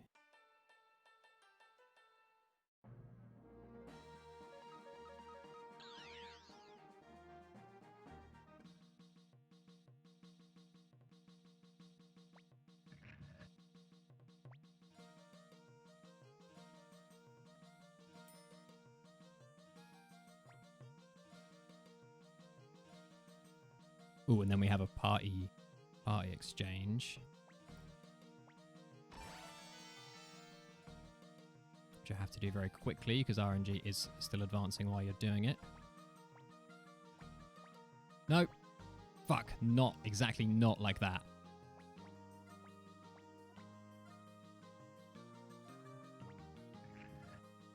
Oof. Okay.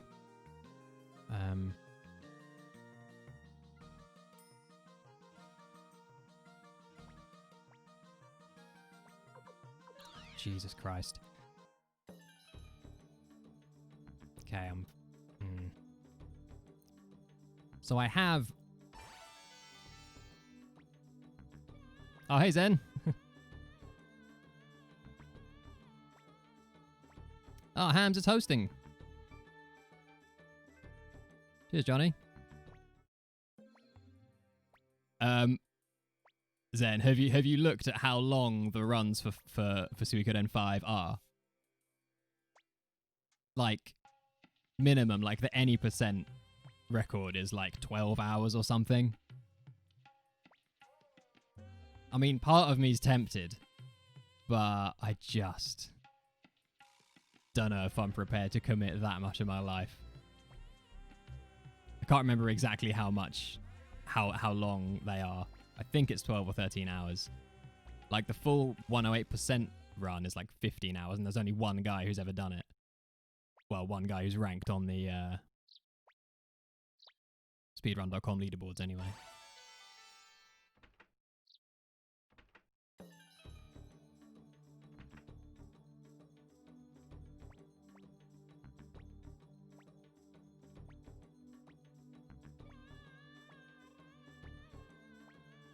All right, now I do have this whole section leading up to Sonia Prison. I do have factored in a little bit of time standing still in Ante to adjust the RNG, but I've fucked up movement a little bit in a couple of places, and so I'm trying to decide how long I in fact should stand still for, or if... Oh, bollocks. Not supposed to do that, because she chucks you out when you do that. You're supposed to hire her for a job first.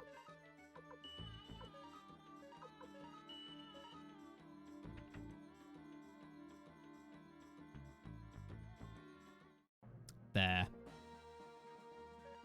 Nope. Very proud of myself that I remembered to hand over that lightning crystal. I always forget that.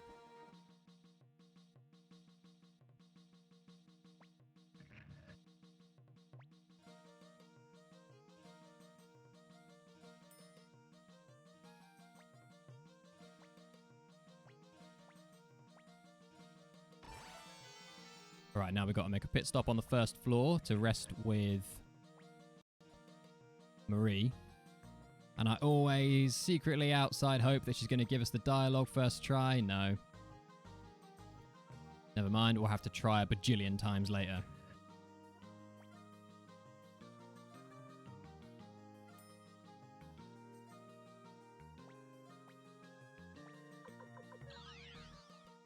Alright, here we go.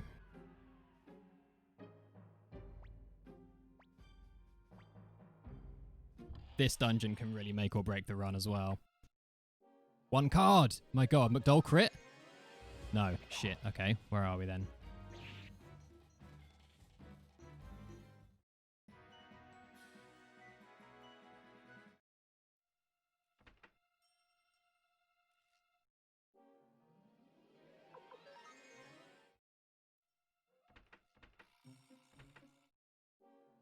Ugh, okay,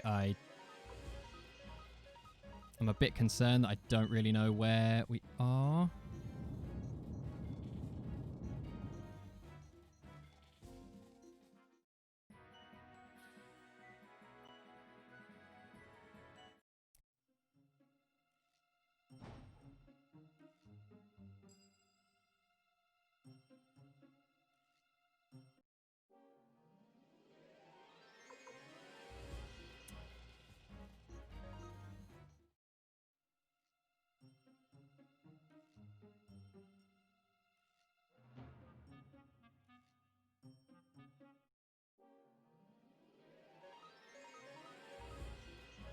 Shit, this is really annoying. I don't know where we are.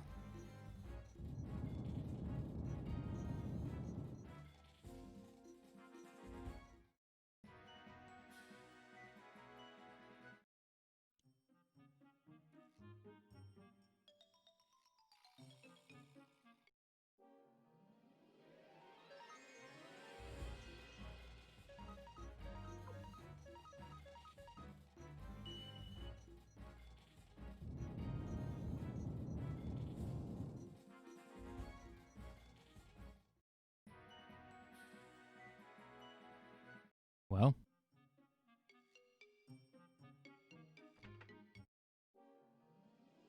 Okay, I'm going to do one more.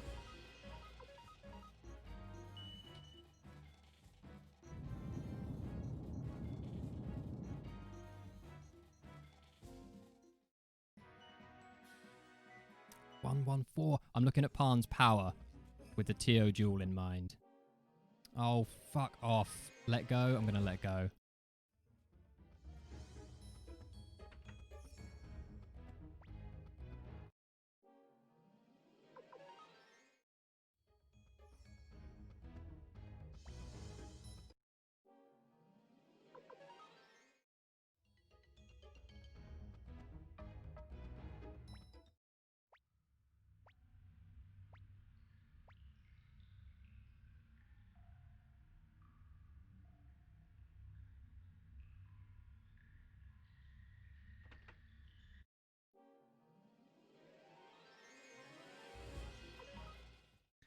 All right, well, Pan's power is enough.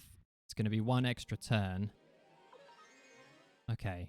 3 Delph, 1 Viper Man.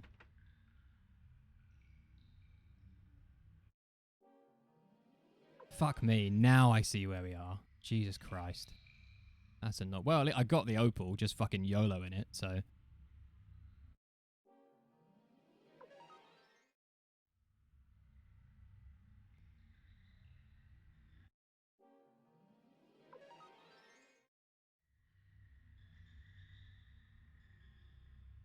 Oh, come on.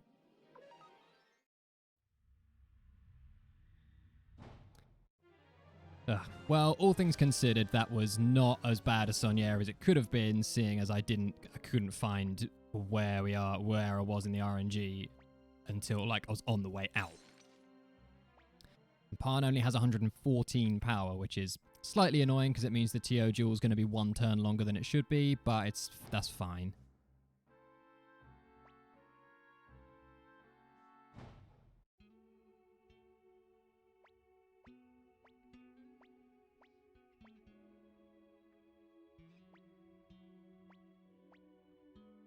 Okay, Gremio Death 141.30.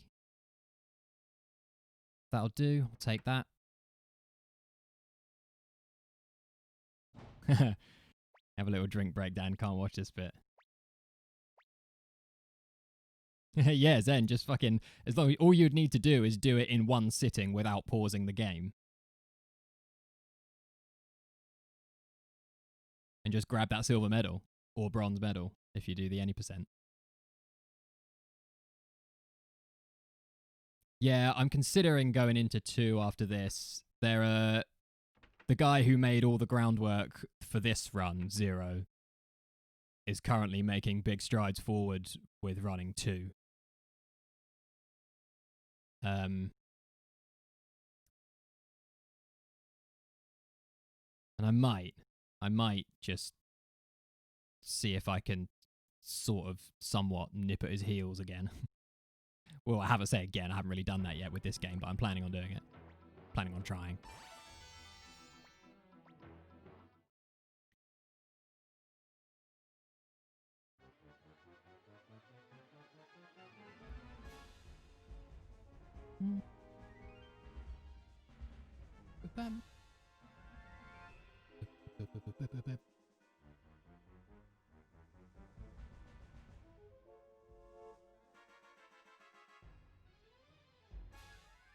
All right, magic.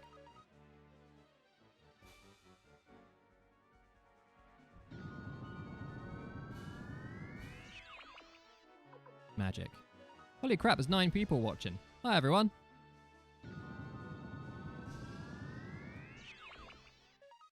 And fishermen's.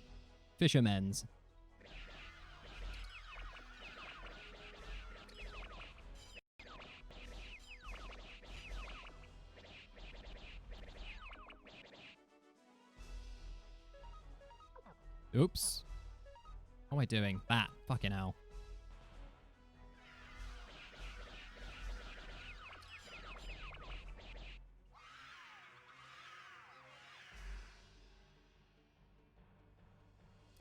Yeah, I've been a bit fumbly with menus. Didn't, Oh,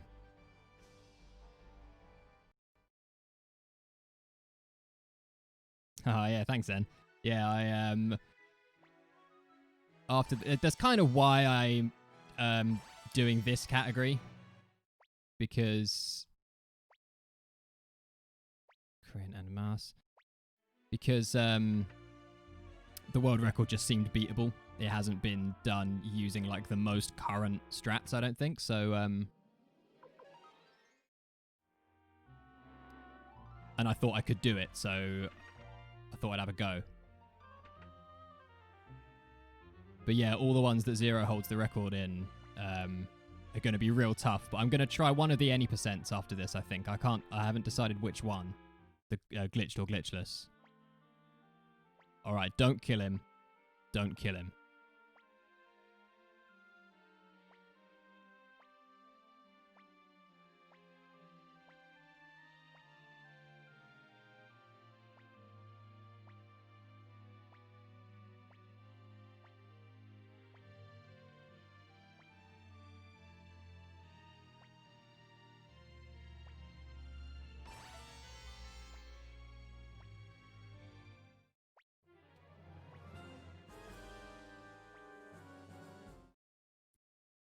Yeah, I lost a little bit more time on that split. Wait, am I going up to the 4th floor? No, I'm going to the 1st floor. Always forget that. Now, Marie, I didn't give you the pep talk earlier. 1, 2, 3, 4, 5, 6, 7, 8, 9, 10. Fuck you, Marie. 11, 12, 13, 14. 14th try, Marie. Ugh. Not best pleased with that, but also could have been worse.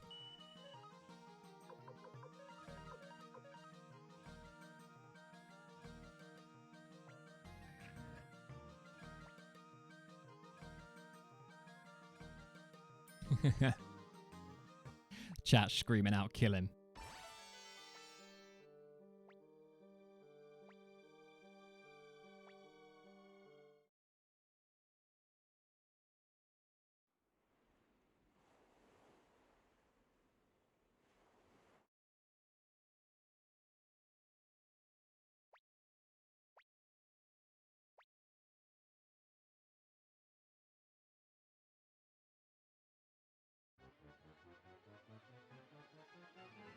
All right.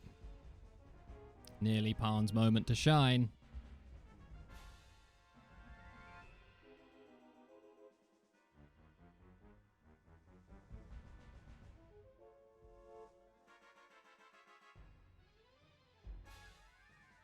But Master Tio.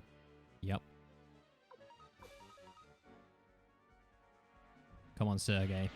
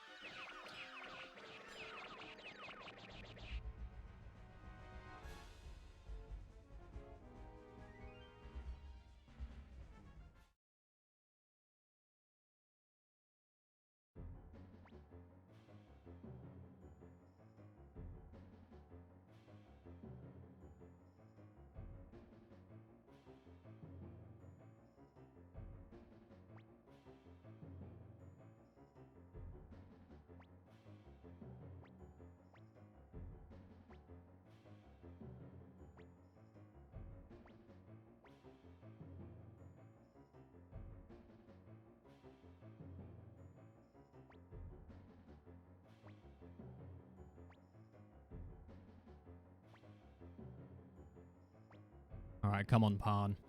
Complete your character arc in style.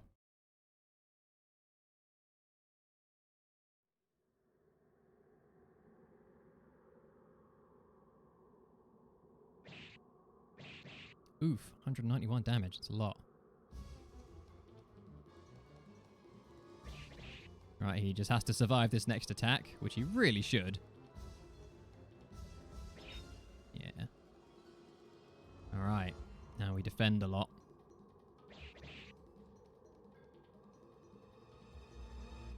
Now he says, impossible, 4 times. That's the first time. Impossible. You'd think he'd start to believe. Impossible. But impossible. And now this is where we should kill him if Pan had a decent power stat, but he now says good work and we attack, and this is where we kill him.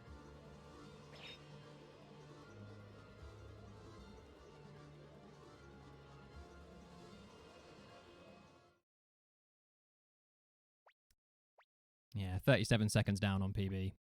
It's alright. My PB run was like crazy good.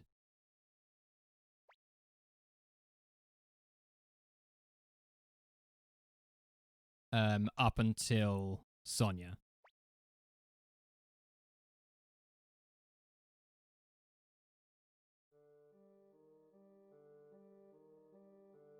So I wasn't really expecting to match the times with this run.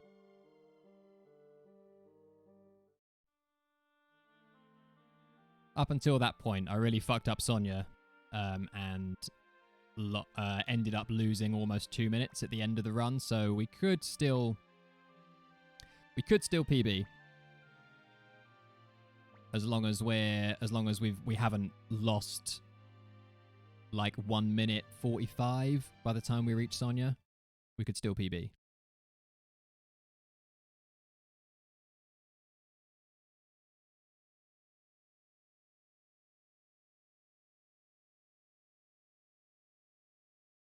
Oh, step too high.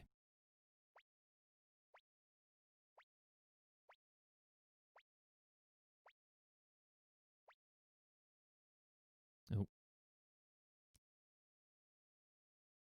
Okay, now Cleo, Taiho, Stallion, Yamku, Hellion.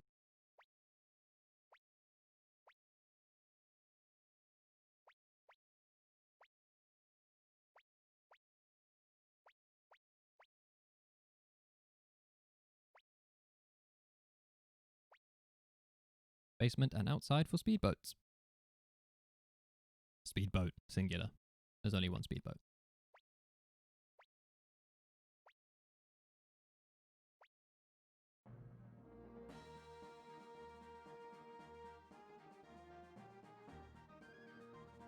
Right now, pirates. This is the one. This is the fight that fishermen's, exactly. Yeah, we've got the fishermen's with us.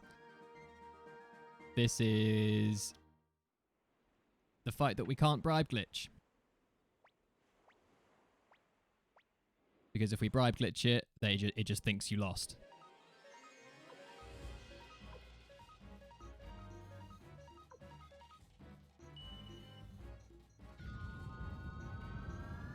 And I really need no one to die. Say that Taiho can die. Well, and he has. Fuck's sake. Super unlucky. God damn. They have a really high evade rate in this fight, and there's only like one of the pirates that can actually one-shot Taiho. And we want Cleo to attack him.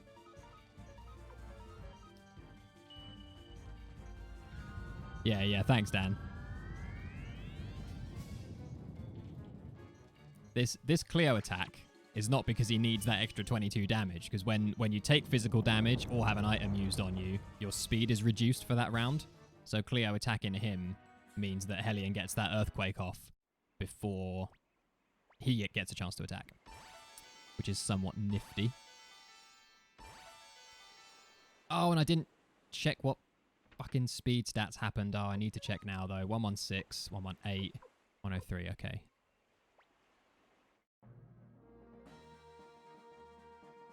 Okay, so it's standard prosperity crystal strat. Oh, man. This drop... I don't even really have much sense of how my money's doing. I just had the menu open. I could have looked. What the fuck are you doing? Talk to her.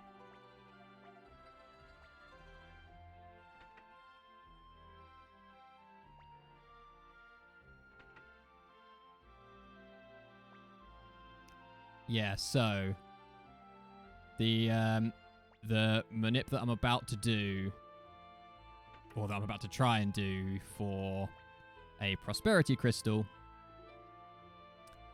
is going to be the difference between the rest of the run being, you know, manageable, nice, like, comfortable for money. The difference between it either being that or being a desperate scrape or potentially not even happening at all. All right. And you don't get a second shot at it. Just have to walk out of the middle. Just the middle of the exit. That's all I have to do. Yes! That walk. If you get that walk wrong, it's like it's over.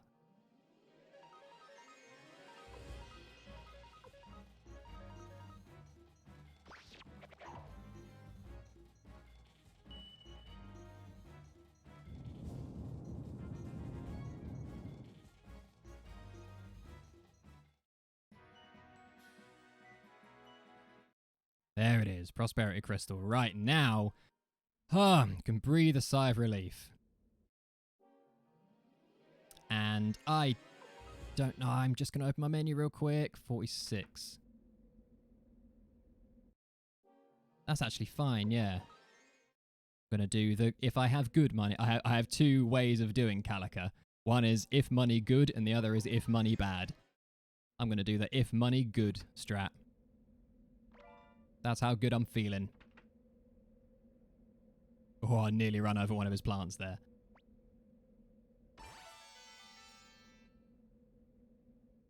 And I actually did run into the fence at the end deliberately there to advance the RNG a little bit, so I miss a world map fight. Because I is ninja.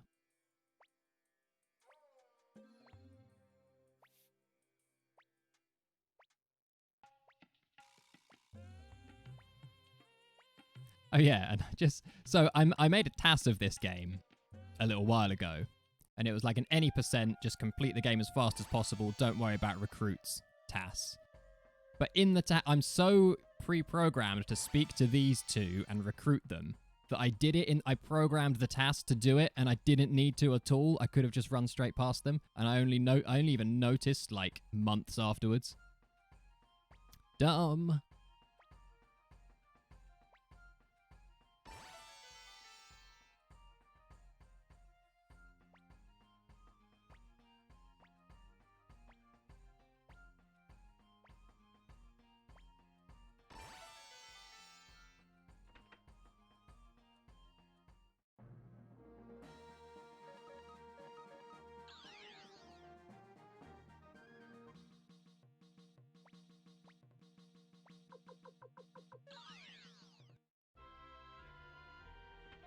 All right, now we get that sweet 50k from the Prosperity Crystal.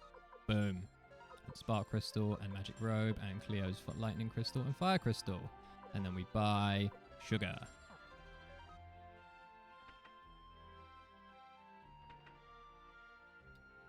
Rest one more time, even though actually I don't need to with the good money strat because I didn't cast any spells.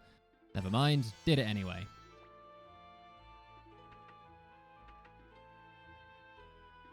Now we deliver all of the townsfolk's items.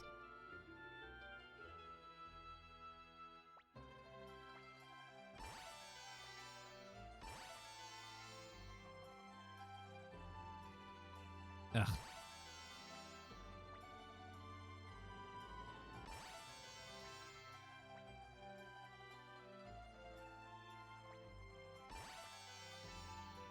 Oh, it turns out you had some already, did it? Haha, how fun.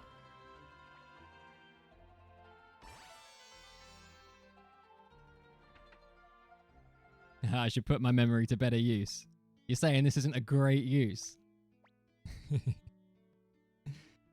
Also, I'm not doing it all by memory. I have a 6-sheet Excel spreadsheet of notes.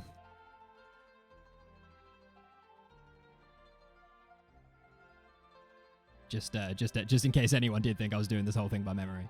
To be fair, most of it is committed to memory now, but I occasionally just need to look over and check just as a reminder for things like where do I teleport next? Who do I put in my party? Like, next, you know? Alright, throw soap. And blinking mirror.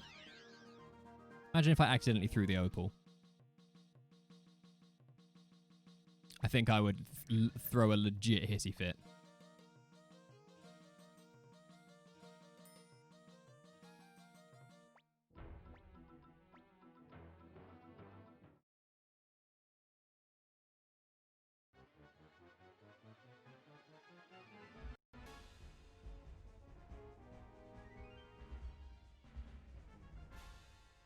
Yeah, man, if I threw the opal. Doesn't bear thinking about. Oh, salt acquired. Ha! Okay, yeah, alright. Took me a minute.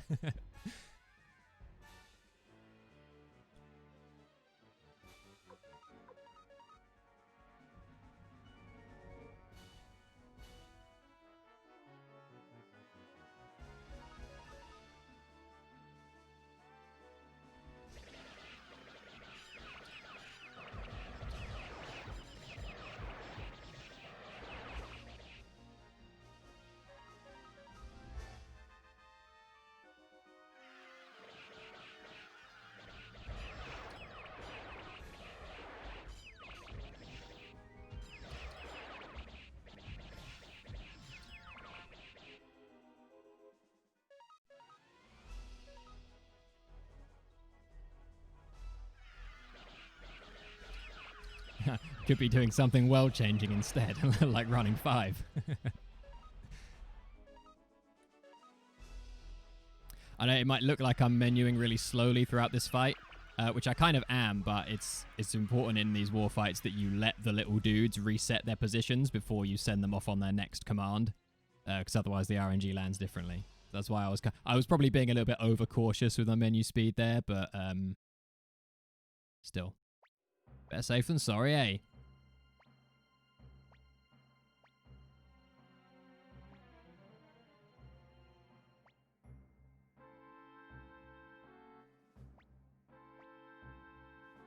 All right, and this is definitely going to be a 3-turn duel because I didn't fight anything in Calica. That's the downside of the good money strat.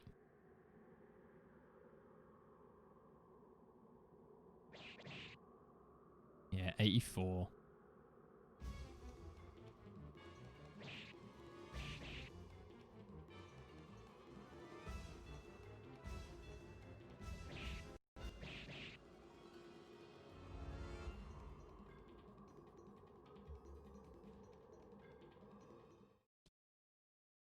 Huh. Gold somehow. Gold by 1.7 seconds? God, what did I forget to do? No idea how that happened. Wrecked. Wrecked indeed.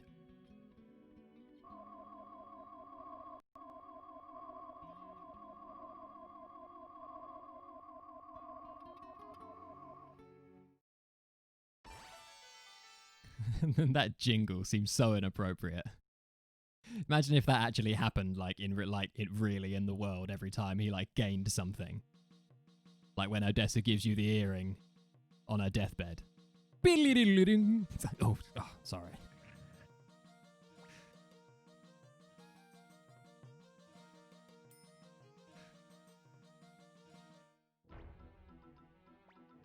Eat his soul. Get his soul.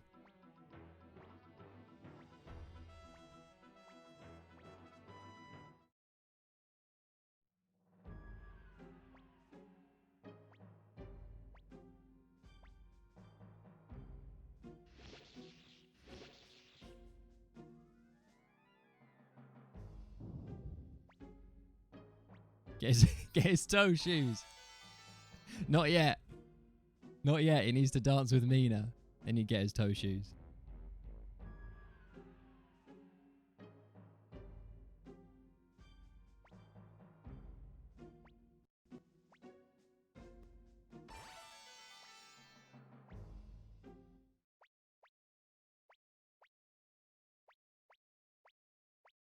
Kurumimi, Kirkis, and... Oh, fuck. No, don't change. Fuck me. Yes. Yeah, Kurumimi, Kirkus, and Stallion. The Great Forest Posse. Although I guess elves don't technically live in Great Forest, but you have to go through Great Forest.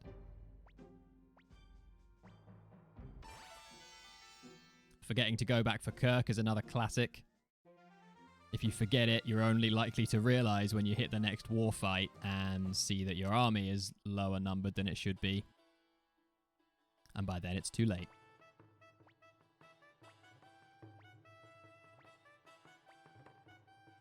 Ooh, am I going to be able to bribe Necklord?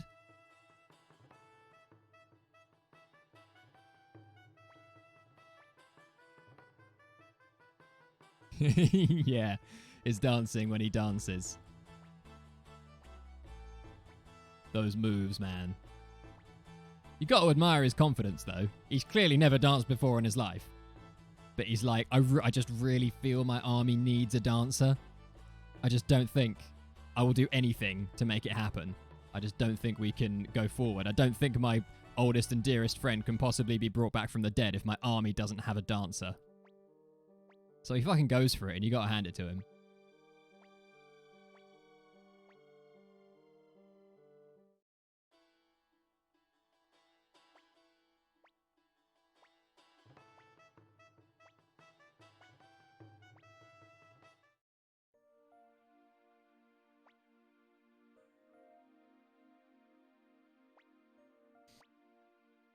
Yeah, naked apart from those shoes. The only thing he's been wearing all game.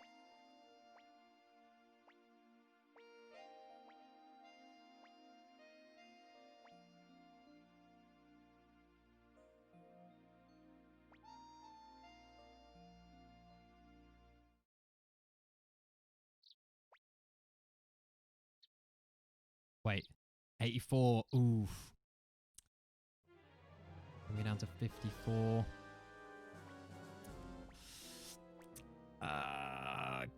Could do it. Things will be a bit tight for the rest of the run.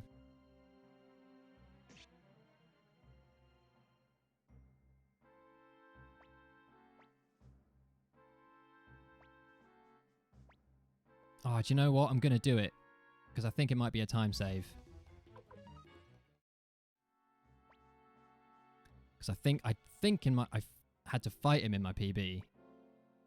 Even though I remember everything going super well, so maybe I'm just remembering another run.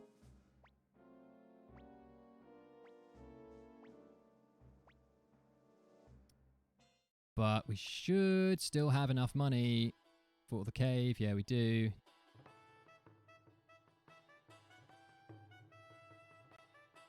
Ah, talk to him there. Yeah, this cave is basically what we've been like saving money for the whole run.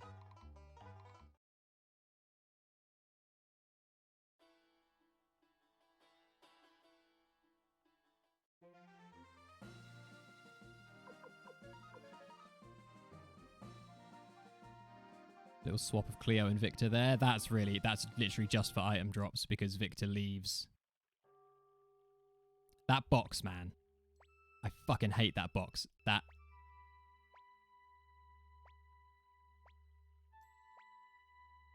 No, I had like... two... Well, I technically had 3 practice goes, but one of them died in Moravia. And then the PB that I'm comparing against was my second practice run. And it was going super well, and I thought, why the fuck am I not recording this or doing it in any kind of official way? So, hence the stream.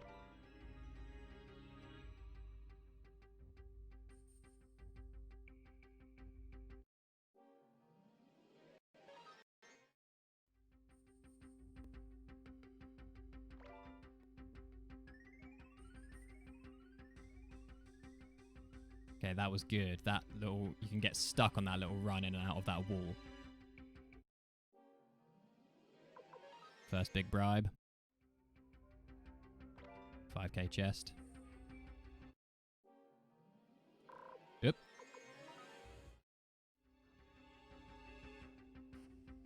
Oh, cheers, Zen. Thanks for stopping by.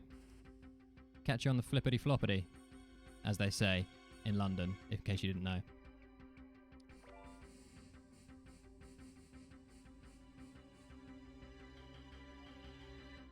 I'm from Brixton now. Down with all that hood speech.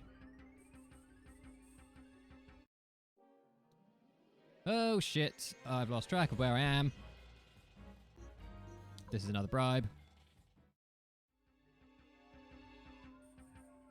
And then the next one is this, and we hope that Stallion's speed is fast enough to act first, which it is not. Shit.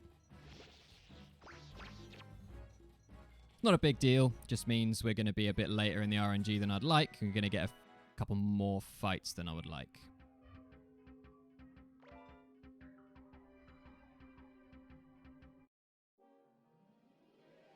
Yeah, and we go onto this one straight away rather than having a fight in between.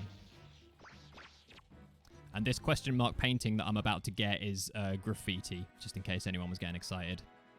Unfortunately.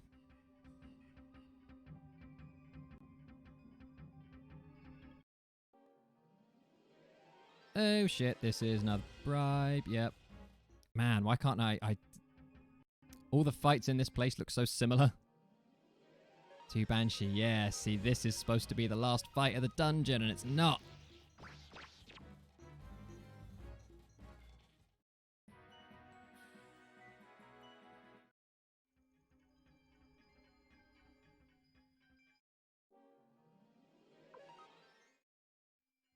Right, now we've got a pretty big space between the next fight, but we should... Yay! Alright, that wasn't too bad.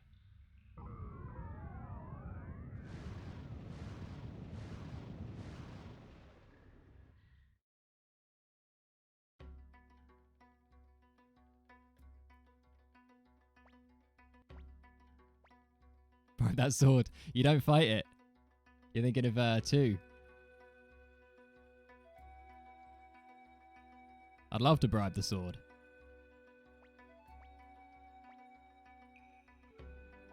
I am ashamed.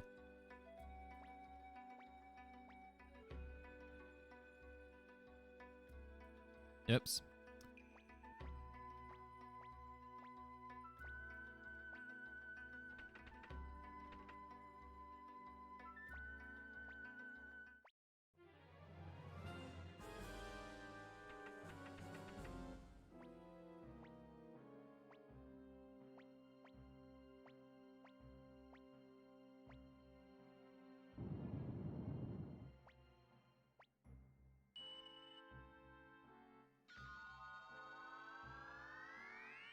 Oh. Getting warm in here.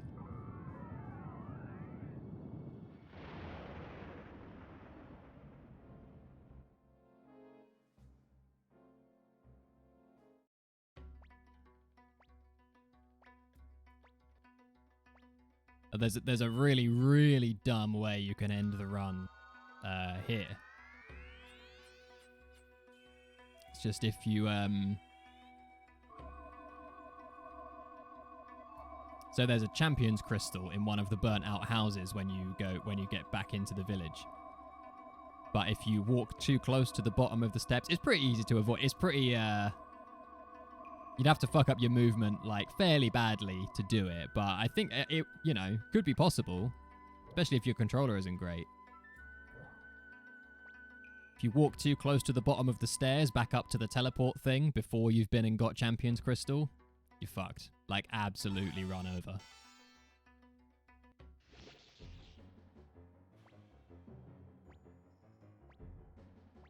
Never happened to me. But obviously I've now jinxed it. I might even walk and not dash. No. Don't be paranoid.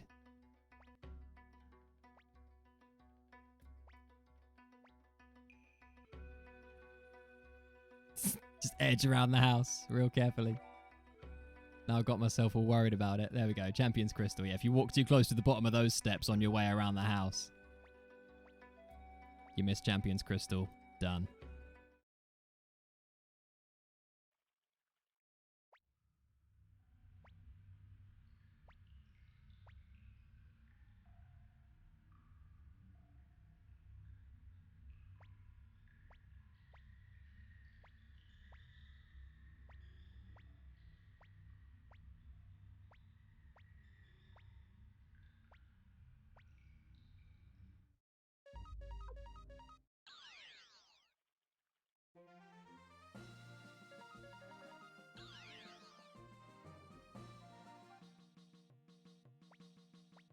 Our final visit to Seika. Unless we accidentally teleport there later. Be lots of fun if that happens.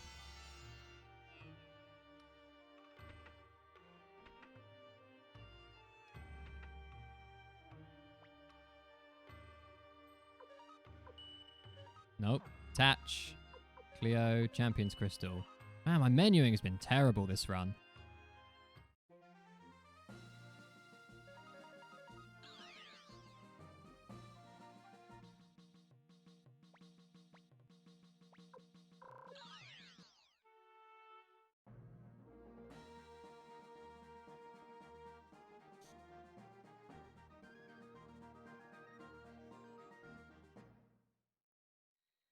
Ooh, have we got enough money for Fusulu? Let's find out. It's the danger of bribing Necklord and having your money be so tight through clones you don't have enough left. Yay.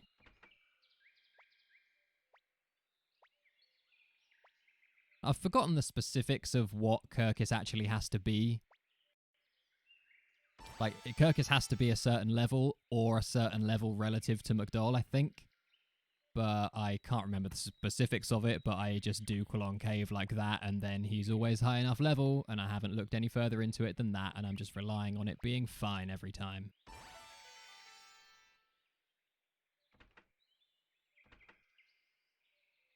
Yep. Alright, there's that.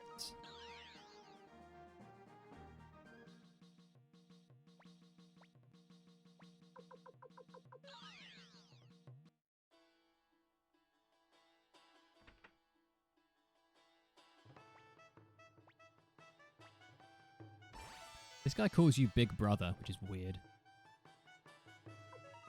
Alright, now we sell this, this, and this. Oh dear, and I don't have enough money for... Oh, but I will have...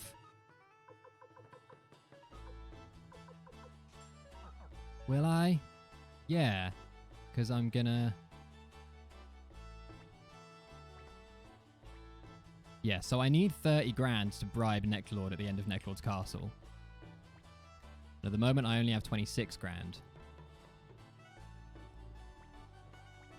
But I am gonna fight a fight before I reach Necklord that gives me 14 grand, therefore fine. I just feel like it's not usually that tight. Alright, pretty precise movement required here. Though not like step perfect precise, just like... That'll do.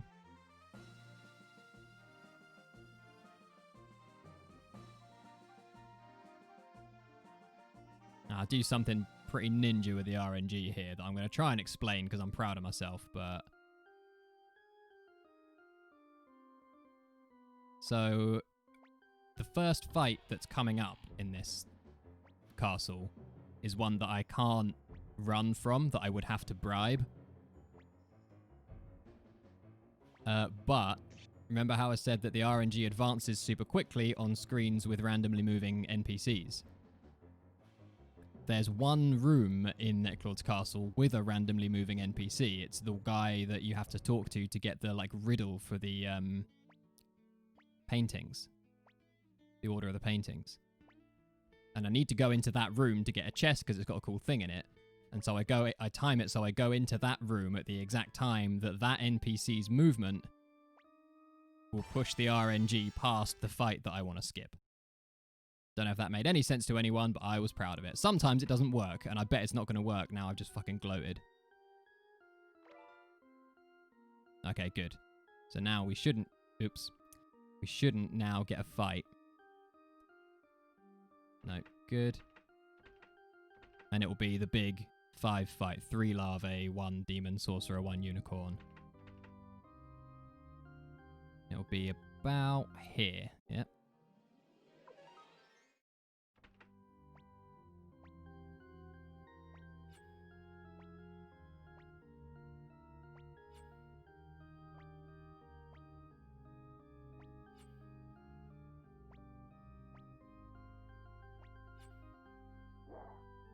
Also, if there are any Suikoden speedrunning veterans watching, Just gonna rip this band-aid off right now. I do use Hell twice in Necklord's Castle. I know. Hell is too slow to use in a speedrun, but I had no choice.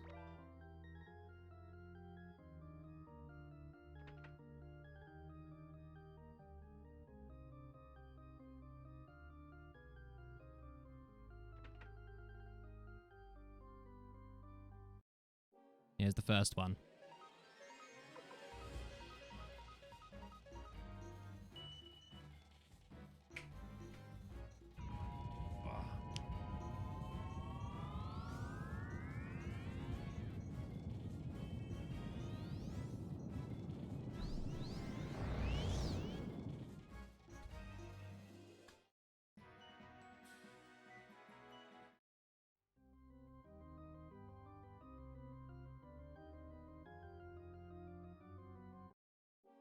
Ah, alright, we run from this. Okay, I might as well go in and get this chest now. I've got the free, with free grace period steps.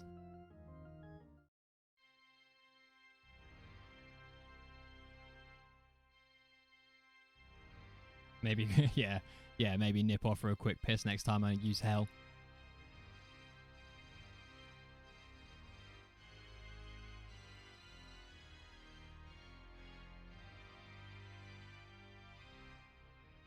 Oh, it is warm.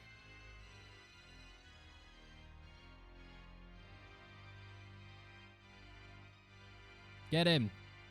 Get him now. His back's turned. All right. Just wait for him to finish his song.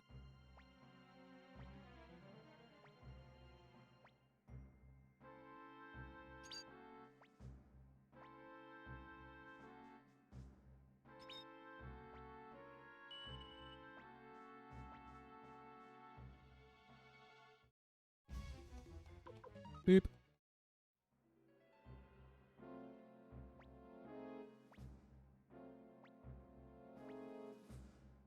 Oh, I feel like I should scroll my splits down so it shows some more. Can we do that easily? Yeah. Oh, there we go. And we got them right the way to the end.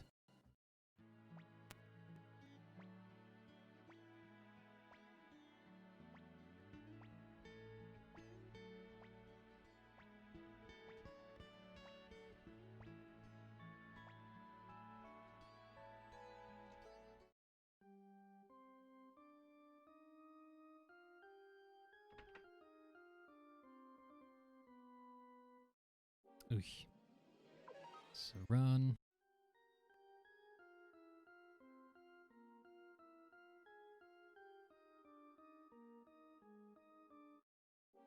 Another run.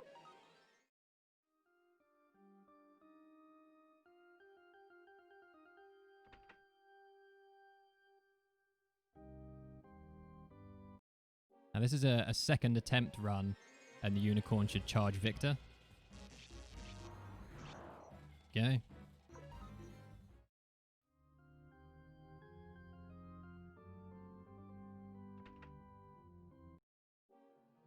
Now here's the second hell.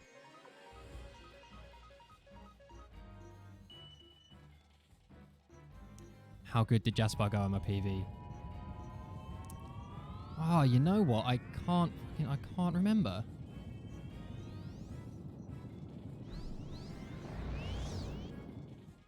Oh, I'm not saving any time on this split, so that means I must have bribed Necklord on my PB as well. Oops.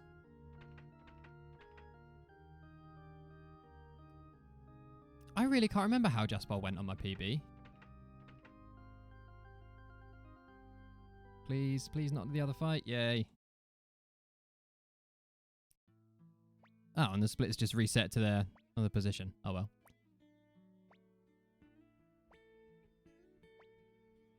I think it was pretty good.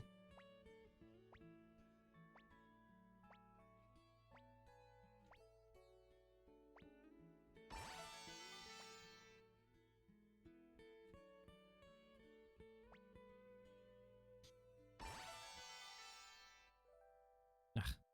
Hey.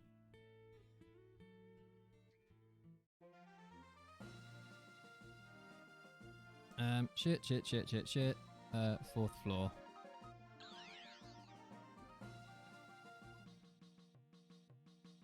So this is another period where every move I make is important.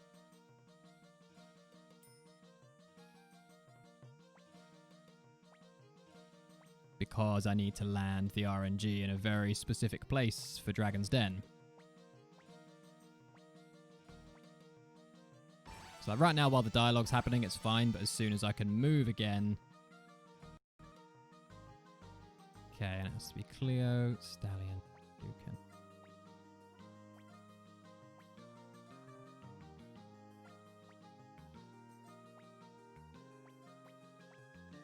Pretty good.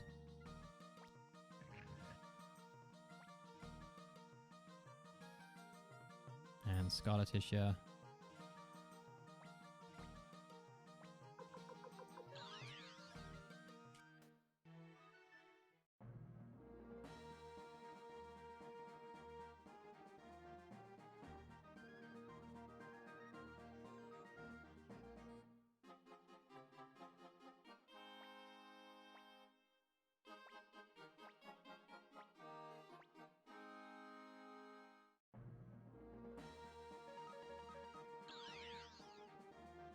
And say right down X.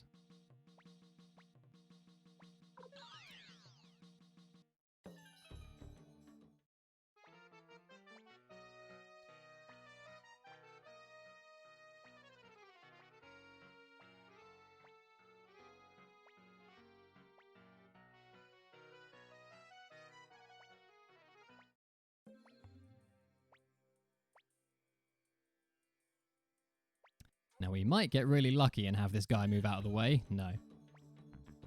I have to run around that man on my way to the inn, which is super annoying. And occasionally he can block you, but he didn't.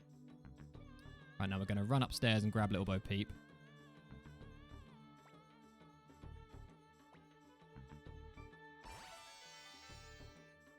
And now, are you all ready? You're all ready for the show. Oh, and I get a little break.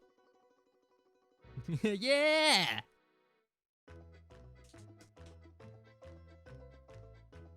Oh, look at the moves.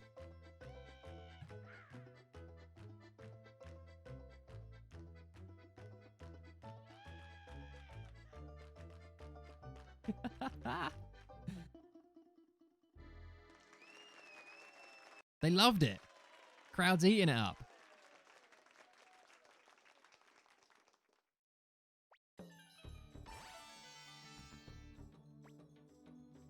Right, now I'm going to wait for a little sec there. Boom.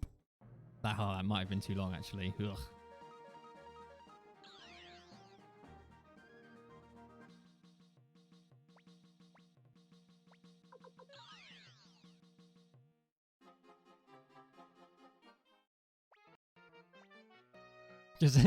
Just like when Flick found out about Odessa.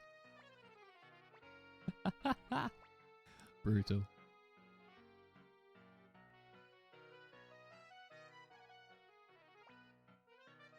Alright, now tell me I landed this in the right place. We're looking for 3 magic shields after a decently long walk.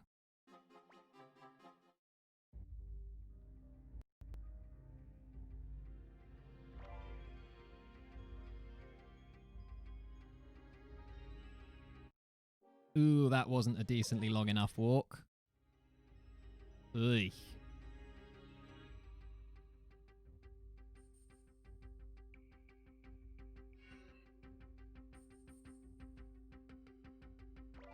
Or was it?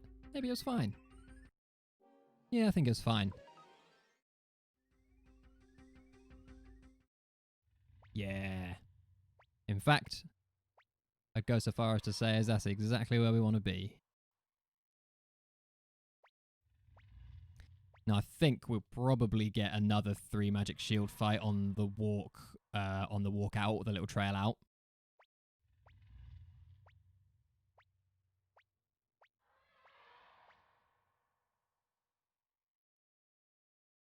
I reckon pretty much just after we go to this screen. Yeah.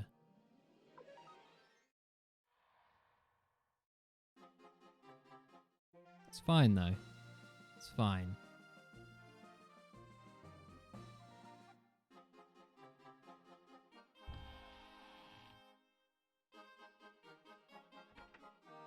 Good.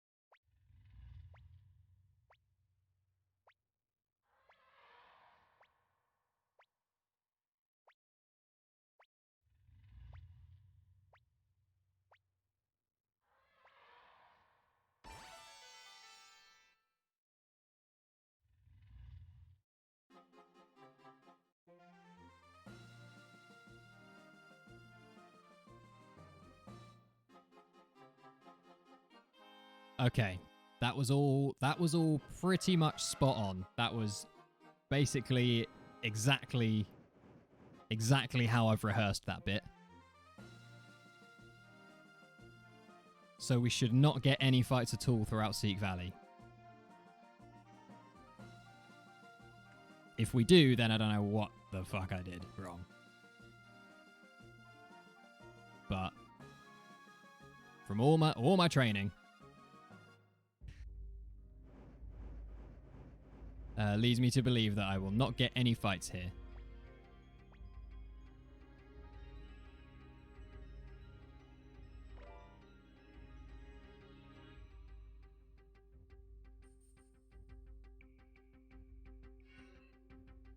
No!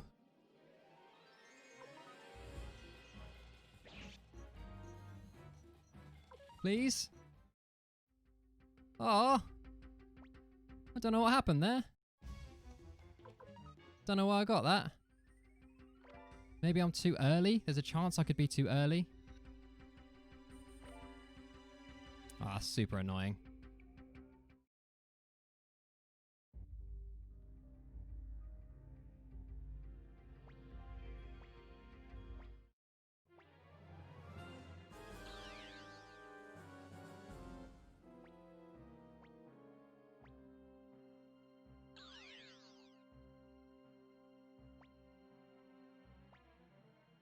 Actually got kind of lucky. I mean, it would have been, if I was going to get a fight. What would have been actually lucky is if I was able to run first try, but for a second try run, that's about as quick as they come.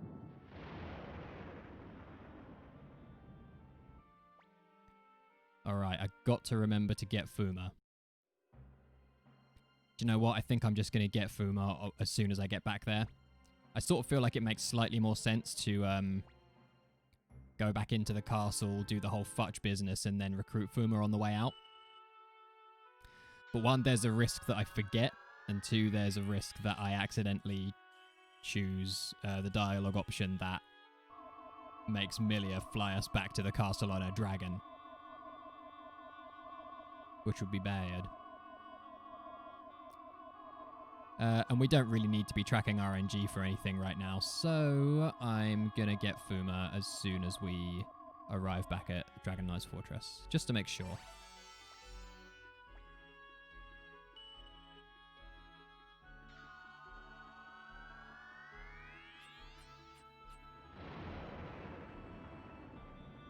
Yeah, I'm gonna lose time on this split. That's really annoying.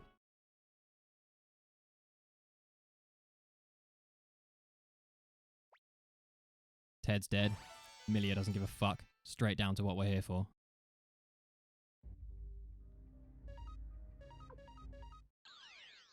And then I split as soon as we hit the dragon. Ugh. Down by nearly a minute on PB. Yeah, I really don't know what my Jasper split was like on my PB. I cannot remember at all. I remember the whole run being really good up until Sonya, so I'm pretty sure it was at least, like, I don't know if it was perfect. I feel like I would have remembered if it was perfect, but at least decent. Right, get Fuma.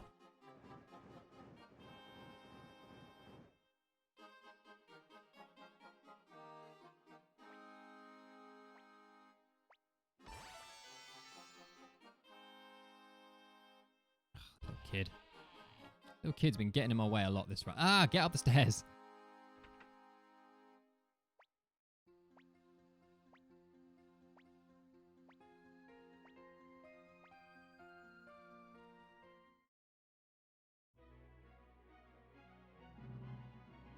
Ugh.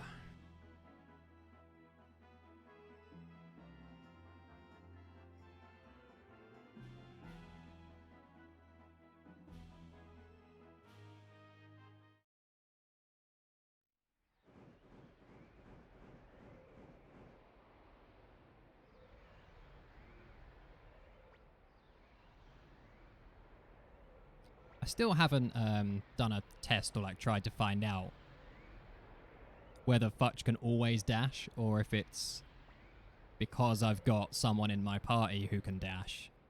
Futch can dash in this scene.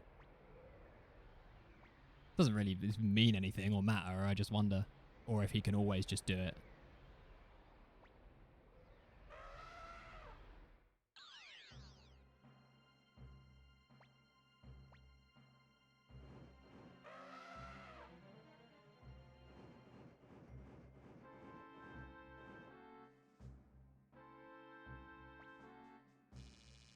Oh, windy.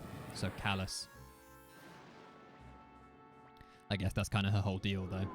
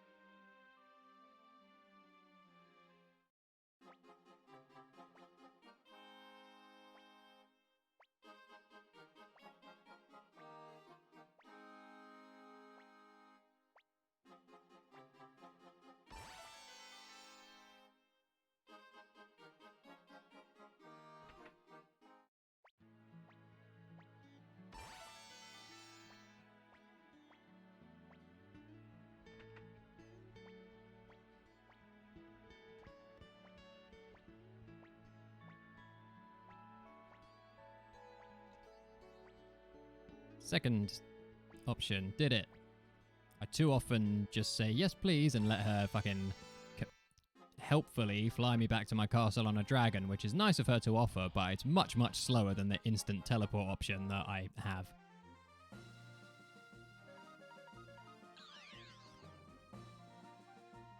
Alright, 10.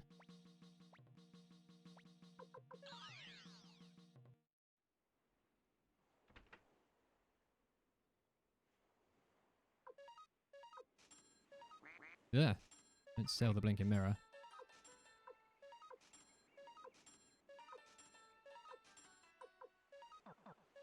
$100,000. Oh, that's not a lot.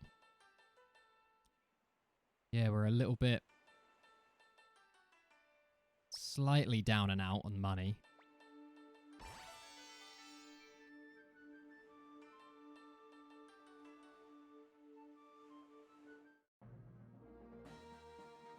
I think we'll be fine, though. I think we'll be fine.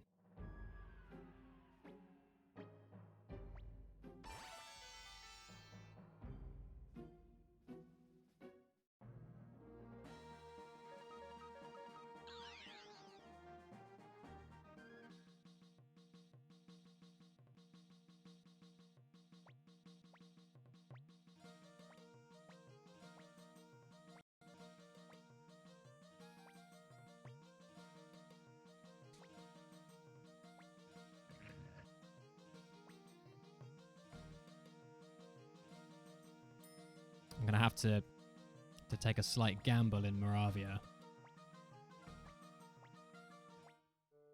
Or play it safe. There's no way I can decently explain what I'm talking about, so I don't know why I didn't just keep it in my head.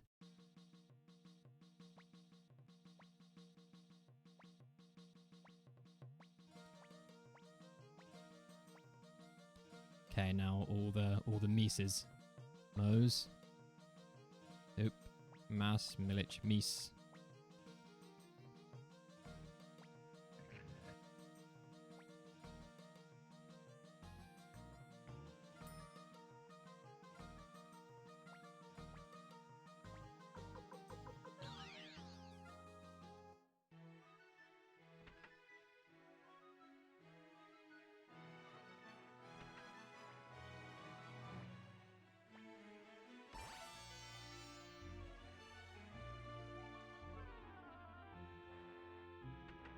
Oops.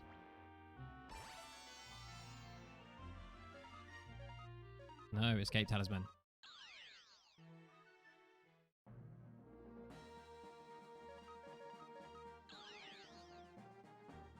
Warrior's village.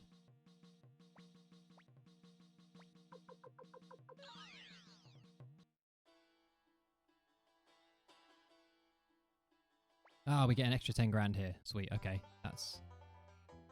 makes things a little easier. Oh, and then, yeah, we have to hope that we don't lose too much money to get to Jasper.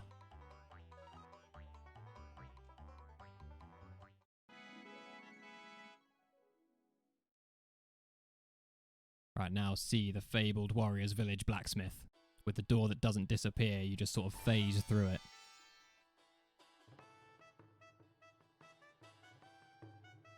See? Hacks.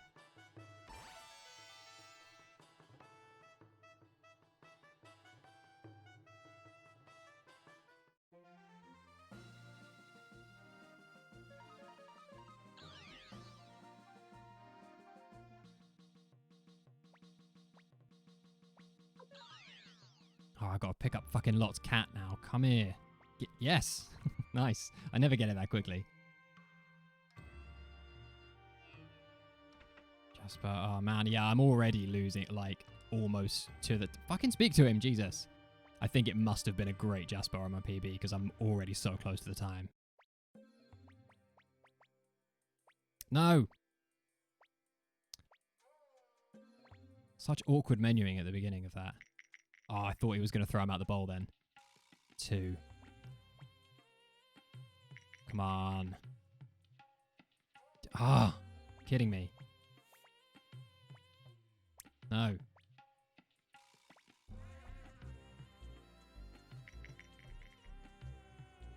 Yep, good. Take it.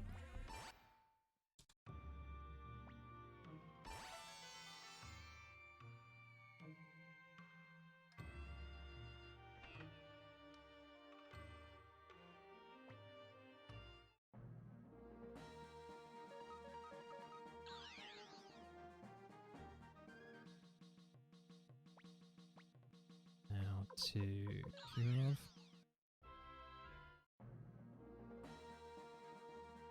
Oh, man.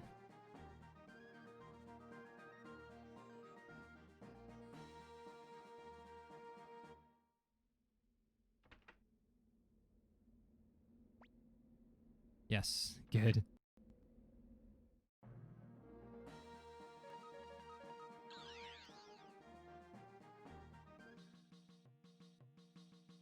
Yeah, man.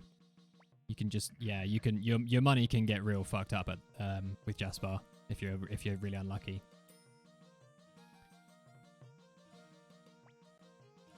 So I got 10 grand from Marco, 10 grand from Jasper.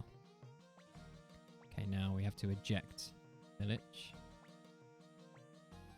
and admit Moose.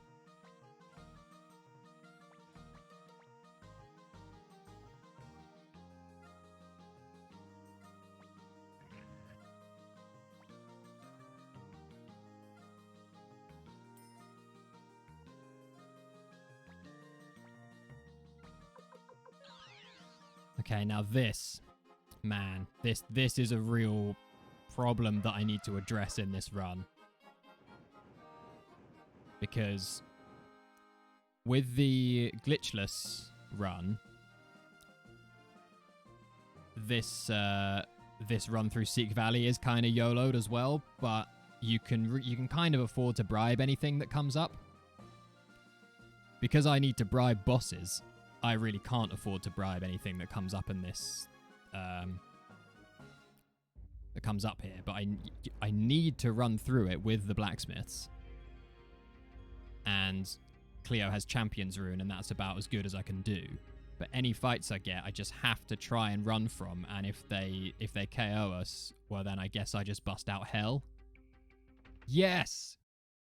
Fuck yes!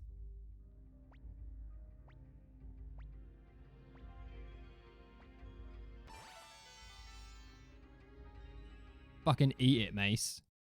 Gold split, 18 seconds.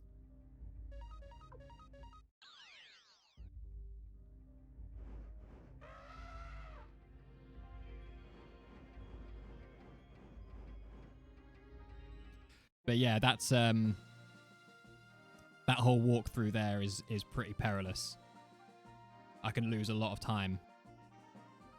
And I don't really have a way of making it better. You have to have the blacksmiths in your party.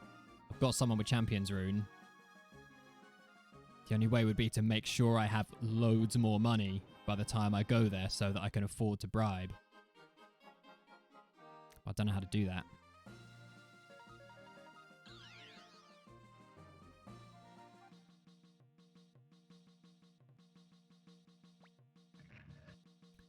Alright, 4th floor and go to bed.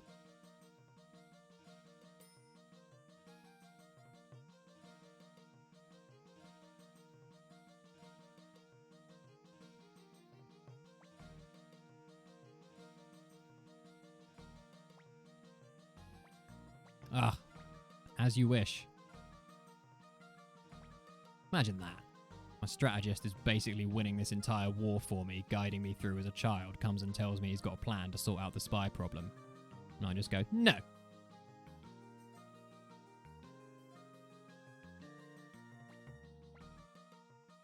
Good. Let's go.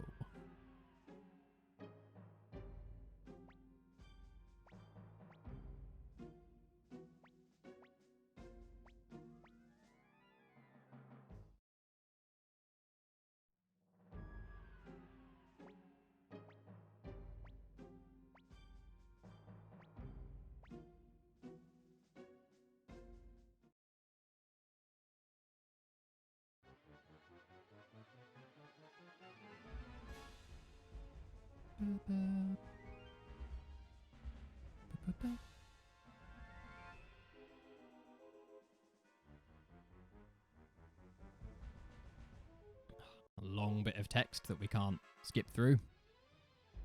Just got to read their bit of battlefield banter about breakfast. Breakfast battlefield banter.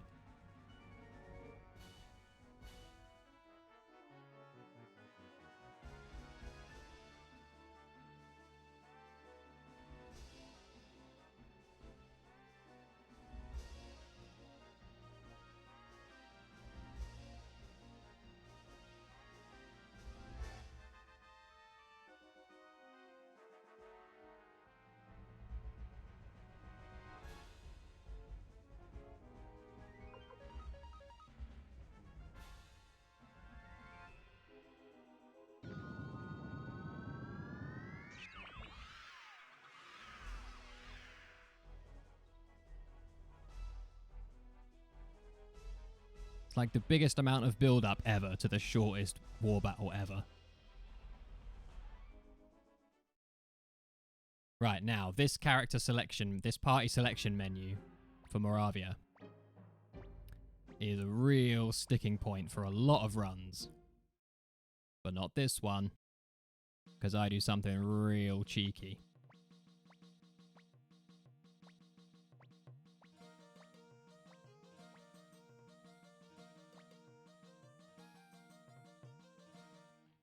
I cancel it. Moravia party selection menu is cancelled. Spread the word.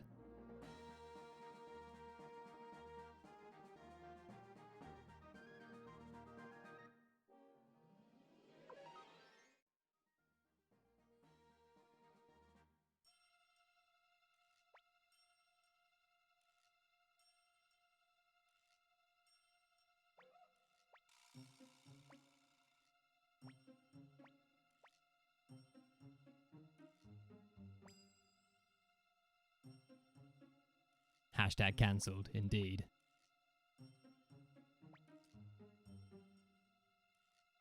So we have only Kryn and Kasumi.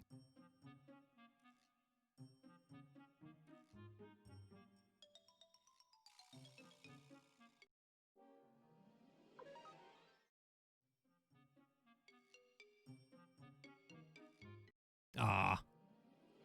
It is possible to reach that door before that. It only matters because, well, I can't bother to explain. It's better if you can get, basically, if you reach the door before you get that encounter, you'll get all the way across the outside bit as well, because there are no battles on the outside bit. So it lets you jump a chunk sort of for free. But it doesn't really matter.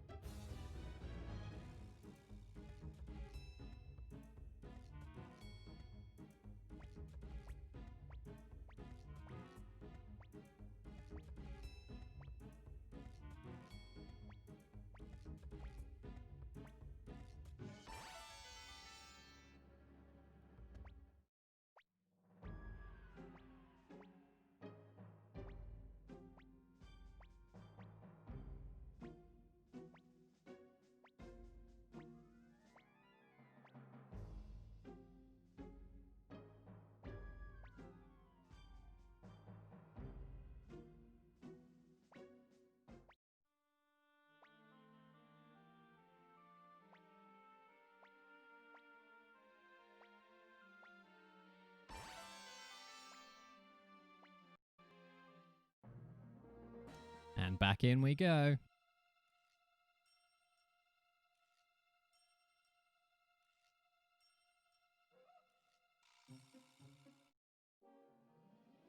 This we have to bribe. That's why we can't bribe anything in Seek Valley, because it will mean we won't have enough money for that.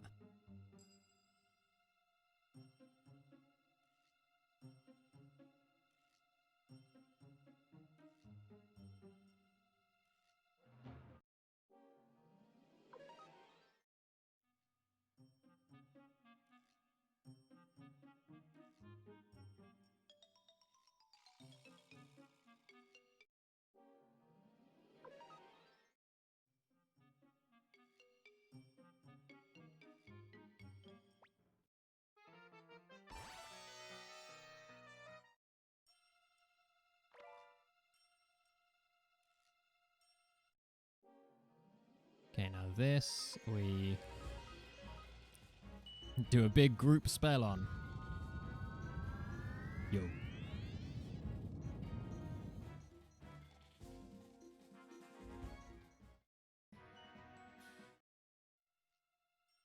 Dick.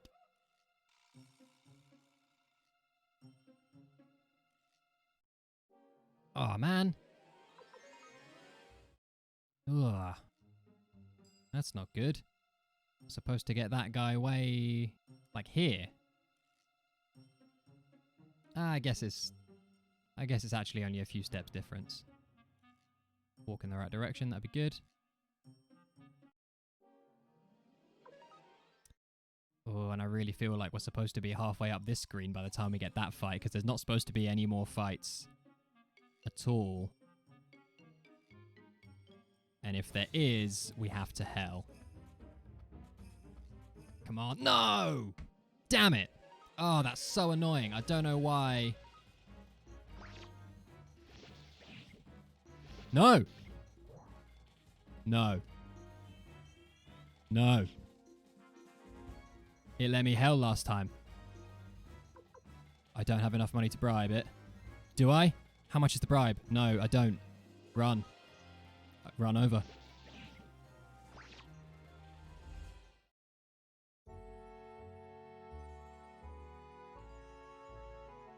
I can't believe it. Can't believe it.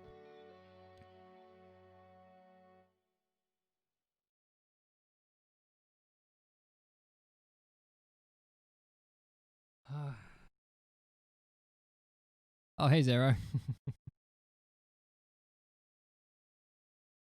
Oh, that's devastating.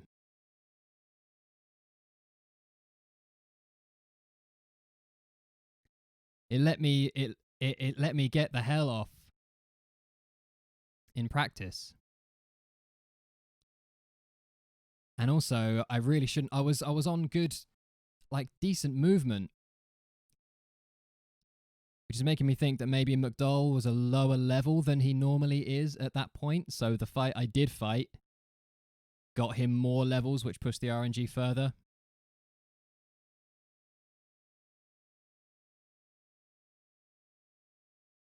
Yeah.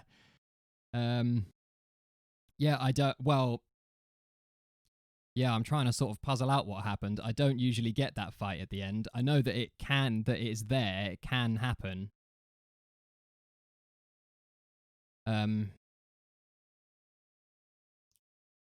But it's always let me get the hell off before.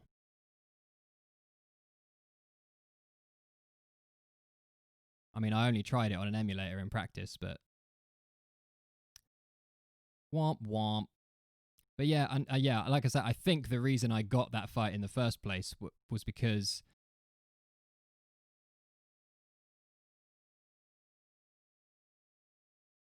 so the one fight that I did actually fight,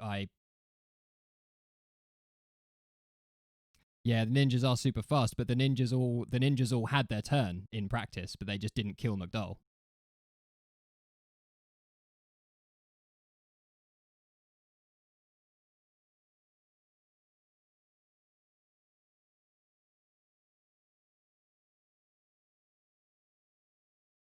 Yeah, I mean the only explanation I can think of for why we got that fight was that McDowell must have been lower level than usual going in,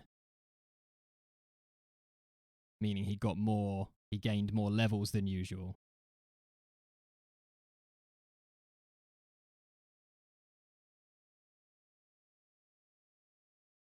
Ah, that's a good point. That's a very good point.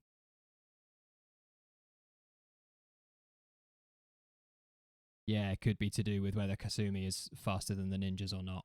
And I don't know. That could well be it.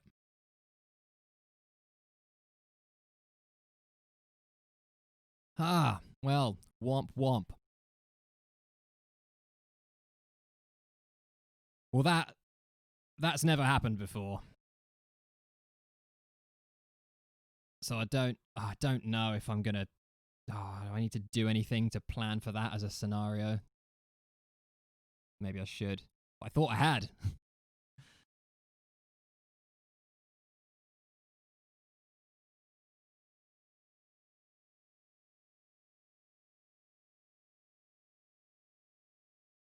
Better now than in the marathon, right? Yeah.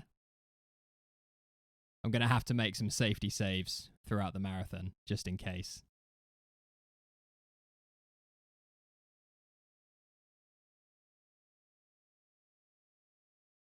Ah, well, that's that then. I'm far too hot and it's far too late, and I'm far too uncomfortable to consider starting again at this hour. So I'm gonna call it a night. That's a shame. That's a real shame. Because if I really wanted to at least get to Sonya, because that's where all my time save was. I know I was down by like a minute, but in my PB I really messed up Sonya warfight and ended up losing like almost 2 minutes.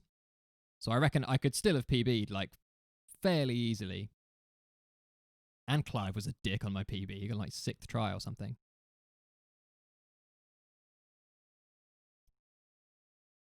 Oh well. Anyway, thanks for sticking with it, everyone. Everyone who's here, all 7 people. That's very exciting.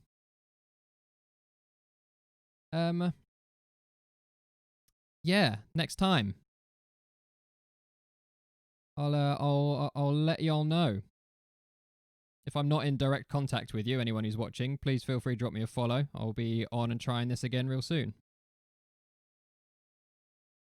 And I think I will end it there. Cheers, everyone.